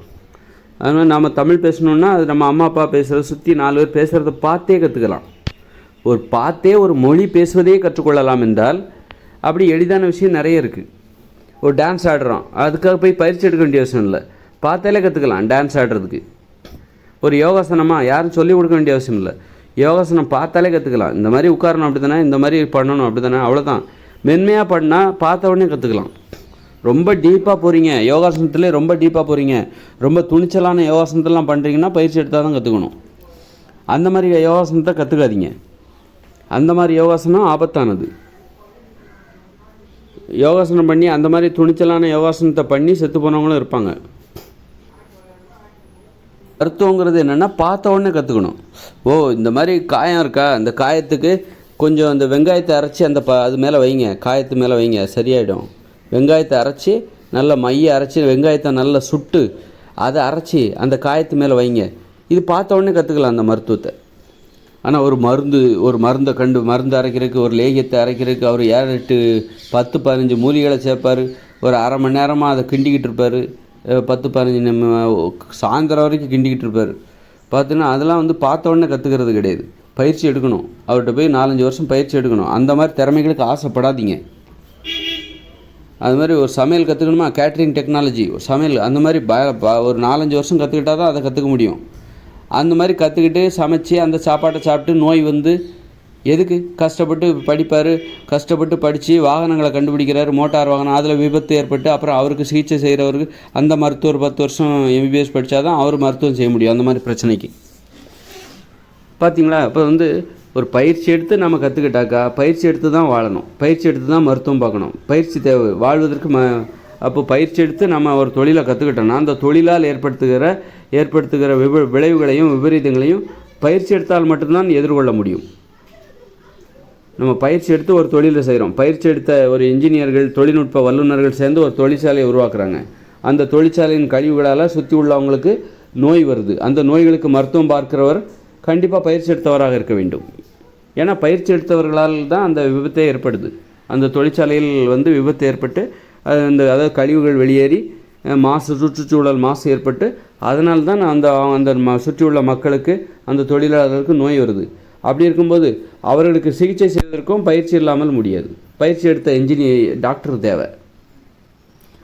அப்போ அவர்களுக்கு இழப்பீடு வழங்குவதற்கு பயிற்சி எடுத்த சட்ட வல்லுநர்கள் தேவை. இந்த மாதிரி பயிற்சியாளர்களுடைய பிரச்சனைகளை தீர்ப்பதற்கு பயிற்சியாளர்கள் தான் தேவை. பல வருடம் பயிற்சி எடுத்திருக்க வேண்டும். பல வருடம் பயிற்சி எடுத்தவர்களால் இந்த உலகத்தில் பிரச்சனைகள் உருவாகிறது. இன்றைக்கி வந்து இஸ்ரேல் நாட்டுக்காரன் பாலஸ்தீனத்து மேலே குண்டு போடுறான், பாலஸ்தீனத்துக்காரன் இஸ்ரேல் மீது குண்டு போடுறாங்க.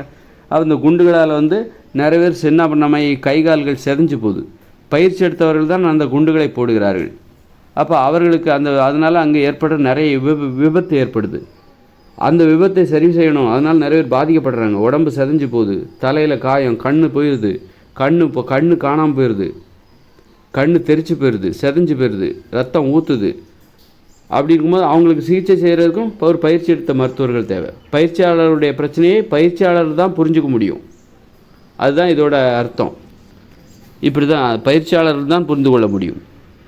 அது இந்த மாதிரி பயிற்சியே தேவையில்லை நமக்கு. மனுஷங்க எளிமையாக வாழணும் அப்படின்னா இந்த மாதிரி பயிற்சி எடுத்து தான் நம்ம மனுஷங்களோட பிரச்சனைகளை புரிஞ்சுக்கணுங்கிற அவசியம் இல்லை. பார்த்த உடனே ஒருத்தருடைய பிரச்சனையை புரிந்து கொள்ள வேண்டும். பார்த்த உடனே ஒருத்தருடைய பிரச்சனையை சரி செய்ய வேண்டும். அப்படின்னா நீ எளிதாக வாழு. பயிற்சி எடுத்தால் தான் உன்னுடைய பிரச்சனையை நான் புரிஞ்சுக்கணுமா? உன் உடம்புல என்னப்பா பிரச்சனை தெரியலங்க அப்படின்னு இப்போ நீங்கள் அது கண்டுபிடிங்க. அப்போது உடனே இந்த மாதிரி ஸ்கேன் பண்ணிட்டு வா, அங்கே போய் அதை பண்ணிட்டு வா, கண்டுபிடிச்சிட்டேன், என்ன உன் உடம்புல புற்றுநோய். அப்போ பயிற்சி எடுத்த ஒருவரால் தான் ஒருவரோட உடலில் உள்ள நோய்களை கண்டுபிடிக்க முடியும். அப்போ பயிற்சி எடுக்காமலே ஒருத்தருடைய உடம்புல உள்ள நோயை கண்டுபிடிக்க முடியுமானா முடியாது. அப்போ நோயோடு இல்லாமல் ஆரோக்கியமாக இருந்துக்கோ. ஏன்னா நோயை கண்டுபிடிக்கணும்னா பயிற்சி தேவை. அதனால் நீ நோயே இல்லாமல் இருந்து பயிற்சி எடுக்கவே கூடாது. அப்படின்னா பயிற்சி எடுத்து தான் ஒன்றை நீ கற்றுக்காமல் பயிற்சி எடுக்காமல் இந்த மக்கள் வாழணும். அப்படின்னா நீ ஆரோக்கியமாக வாழ்ந்துரு, பயிற்சியே தேவையில்லை. ஆரோக்கியமாக வாழணுன்னா என்ன பண்ணணும்? எளிதாக வாழு. எதுக்கு பிரச்சனைகளை போய் தேடுற? எளிதாக இயற்கையோடு இணைஞ்சி காடுகளோடு காடுகளாக இயற்கையோடு இயற்கையாக வாழ்ந்து விடு. உனக்கு பயிற்சியே தேவையில்லை, உனக்கு நோயே வராது. உன் பிரச்சனையை உனக்குள்ள நோயே வராதுன்னா உன் நோய்களை கண்டுபிடிப்பதற்கு மருத்துவர்களே தேவையில்லை. உனக்குள்ள பிரச்சனையே இல்லைன்னா அந்த பிரச்சனைகளை தெரிந்து கொள்வதற்கு உனக்குள்ள நோய் என்கிற பிரச்சனைகளே இல்லை என்றால் அப்போ உன் உடம்புல நோய்களை கண்டுபிடிப்பதற்கு மருத்துவர்களே தேவையில்லை. அப்போது உன் உடம்புல நோயே வரக்கூடாதுன்னா இயற்கையோடு இணைஞ்சு வாழணும். காடுகளோடு காடுகளாக இயற்கையோடு இயற்கையாக நீ வாழ்ந்துட்டேன்னா உன் உடம்புல இருக்கிற நோயே வராது. உன் நோயை கண்டுபிடிக்கிறதுக்கு இங்கே மருத்துவர்களும் தேவையில்லை. அந்த மாதிரி பிரச்சனைகளே நமக்கு தேவையில்லை. ஏன்பா பிரச்சனையை தேடி போகிற? பயிற்சி எடுத்தால் தான் உன் பிரச்சனையை தேடி உன் பிரச்சனைகளை கண்டுபிடிக்க முடியும்னா அப்படிப்பட்ட பிரச்சனையை ஏன் கற்றுக்கிற? அதனால் எளிதாக வாழு. காடுகளோடு காடுகளாக இயற்கையோடு இயற்கையாக எளிதாக வாழ்ந்து விட்டால் உனக்கு பிரச்சனையே கிடையாது.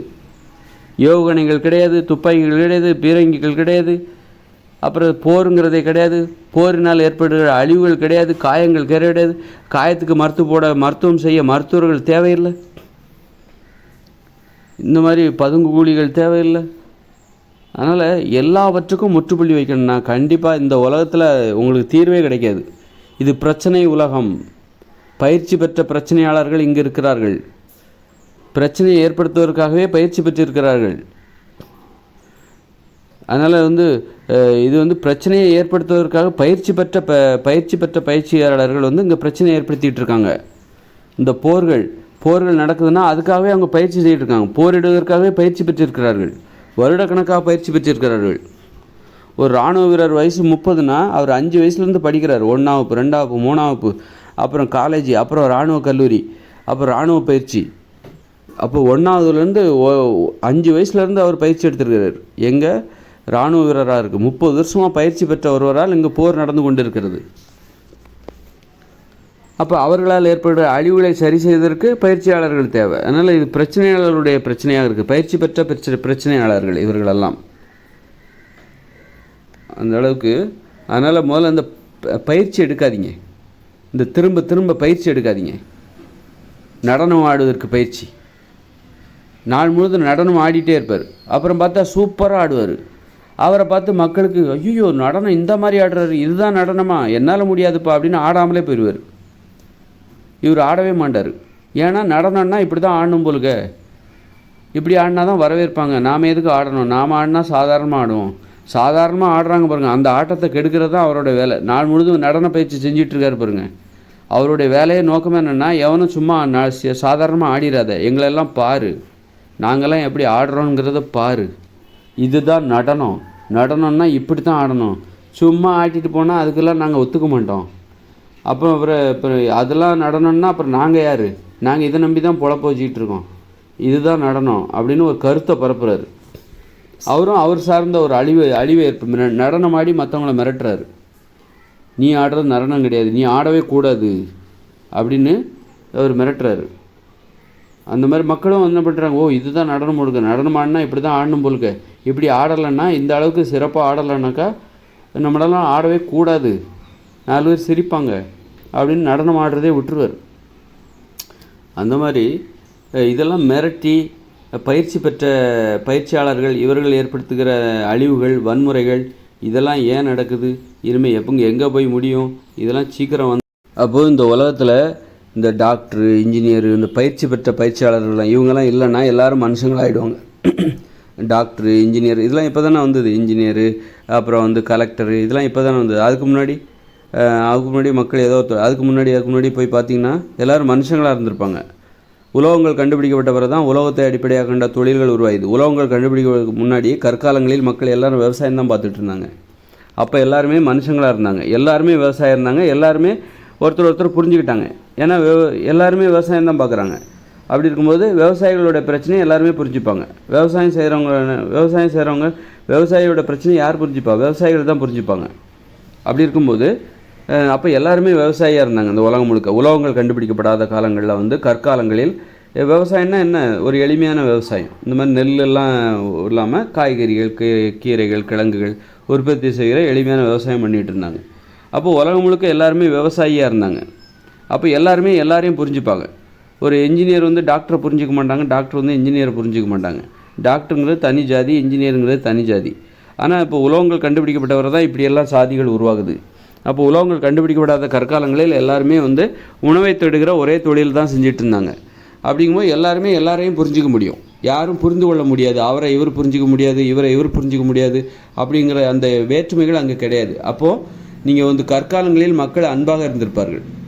இன்றைக்கி ஒரே சாதியினர், நீ என்ன சாதி, ஓ நீ கவுண்டரா, நானும் கவுண்டரு அப்படின்னோடனே அவருக்கு ஒரு இனம் புரியாத பாசம் வந்துடும்.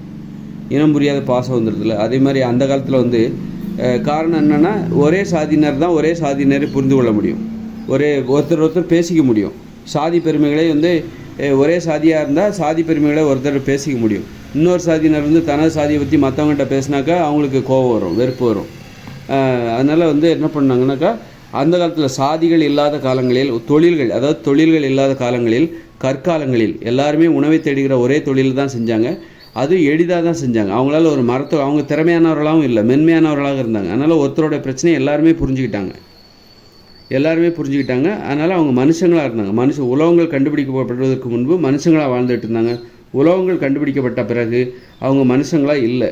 அவங்க ஒருத்தர் என்ஜினியர் ஆகிட்டாங்க, ஒருத்தர் டாக்டர் ஆகிட்டாங்க, ஒருத்தர் கலெக்டர் ஆகிட்டாங்க, இன்னொருத்தர் அந்த மாதிரி அது கலெக்டராக இப்போ ஆகிட்டாங்க. அந்த உலோகங்கள் கண்டுபிடிக்கப்பட்ட பிறகு என்ன ஆகிட்டாங்கன்னா, அவங்க செய்கிற தொழில் தான் அவங்களாவே மாறிட்டாங்க. அவங்க தொழில் தான் அவங்களுடைய அடையாளமாக மாறிச்சு. அதற்கு முன்னாடி மனுஷங்களாக இருந்தாங்க. அதுக்கப்புறம் அந்த மனுஷ அடையாளத்தை தொலைத்து விட்டு புதிய அடையாளத்தை ஏற்படுத்தி கொண்டார். உலோகங்கள் கண்டுபிடித்த பிறகு கற்காலங்களில் மனுஷங்களாக வாழ்ந்துட்டு இருந்தாங்க. உலோகங்கள் கண்டுபிடிக்கப்பட்ட பிறகு அந்த மனித அடையாளத்தை இழந்துவிட்டு, நான் ஒரு தச்சர், நான் ஒரு ஆசாரி, நான் ஒரு சிலை வடிவம், நான் ஒரு சிற்பி, நான் ஒரு ஜோசியர், நான் ஒரு பூசாரி, நான் ஒரு விவசாயி அப்படின்னு சொல்லிட்டு எல்லாருமே ஒரு அடையாளத்துக்குள்ளே போயிட்டாங்க. மனித அடையாளத்தை இழந்து விட்டார்கள். அதனால் ஒருத்தர் புரிஞ்சிக்க முடியல. அந்தந்த அடையாளத்தில் ஒரு ஆசாரி ஆசாரியாக புரிஞ்சுக்கிட்டால் தான் ஆசாரிகிட்ட தான் நல்லா பேச முடியும். ஒரு ஓவியர்கிட்ட தான் நல்லா பேச முடியும். ஒரு சிற்பி இன்னொரு சிற்பிகிட்ட தான் நல்லா பேச முடியும். ஒரு மருத்துவர் இன்னொரு மருத்துவர்கிட்ட தான் நல்லா பேச முடியும். பேசுவதற்கு யார் எளிதாக இருக்குது, அந்தந்த தொழிலை செய்கிறவர்கள் தான் பொருத்தமாக இருப்பாங்க. அப்போது நம்மளாம் தொழிலெல்லாம், அந்த பயிற்சி பெற்ற அந்த தொழிலெல்லாம் நம்ம மறந்துட்டோம் அப்படின்னா, இந்த மாதிரி பயிற்சி பெற்று, கடுமையாக பயிற்சி பெற்று இது போன்ற தொழில்களை நாம் செய்யாமல் இந்த உலகத்தில் உள்ள அத்தனை பேரும் இந்த உணவை உற்பத்தி செய்கிற ஒரே தொழிலை செய்வோமே ஆனால் இந்த உலகம் முழுக்கும் எல்லாரையும் புரிஞ்சுப்பாங்க. எல்லாரையும் புரிஞ்சுப்பாங்க, எளிதாக புரிஞ்சுப்பாங்க. ஏன்னா எளிதான தொழில் செய்யணும். விவசாயத்தை செஞ்சால் கூட, உலகத்தில் உள்ள எல்லாரும் விவசாயத்தை செஞ்சால் கூட அதை கஷ்டப்பட்டு செய்யாதீங்க, எளிதாக செய்யுங்க. எளிதான விவசாயத்தை செய்யணும். அப்போ தான் எளிதான விவசாயம் இது. காய்கறிகள், கீரைகள், கிழங்குகள் இதை உற்பத்தி செய்யுது. செடியை நடுறீங்க, அது மரமாக வருது, தண்ணி ஊற்றுறீங்க, அவ்வளோதான். உரங்கரம் போடுறீங்க, அது பாட்டு வளருது. நெல்லெல்லாம் பார்த்திங்கன்னா களை பிடுங்கணும், அதுக்கு தண்ணி பாய்ச்சணும், அந்த வயல் நீர் நிரம்பி நிற்கணும், ரொம்ப கஷ்டம். அந்த மாதிரி விவசாயம்லாம் பண்ணக்கூடாது.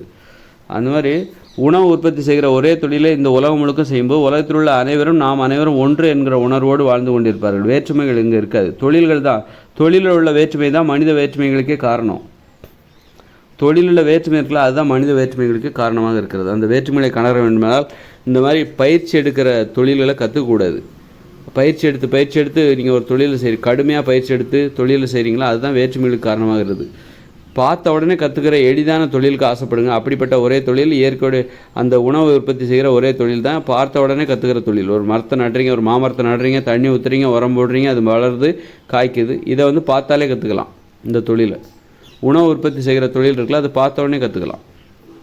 அந்த தொழில் தான் இந்த உலகம் முழுக்க செய்யும்போது உலகத்தில் உள்ள எல்லாரையும் பார்த்தாலே புரிஞ்சுப்பாங்க. பார்த்து அந்த மாதிரி பார்த்த உடனே கற்றுக்கொள்கிற தொழிலை செய்யும்போது மனித வாழ்க்கை எளிமையாக இருக்கும். தொழில் எளிமையாக இருந்தால் தான் வாழ்க்கை எளிமையாக இருக்கும்.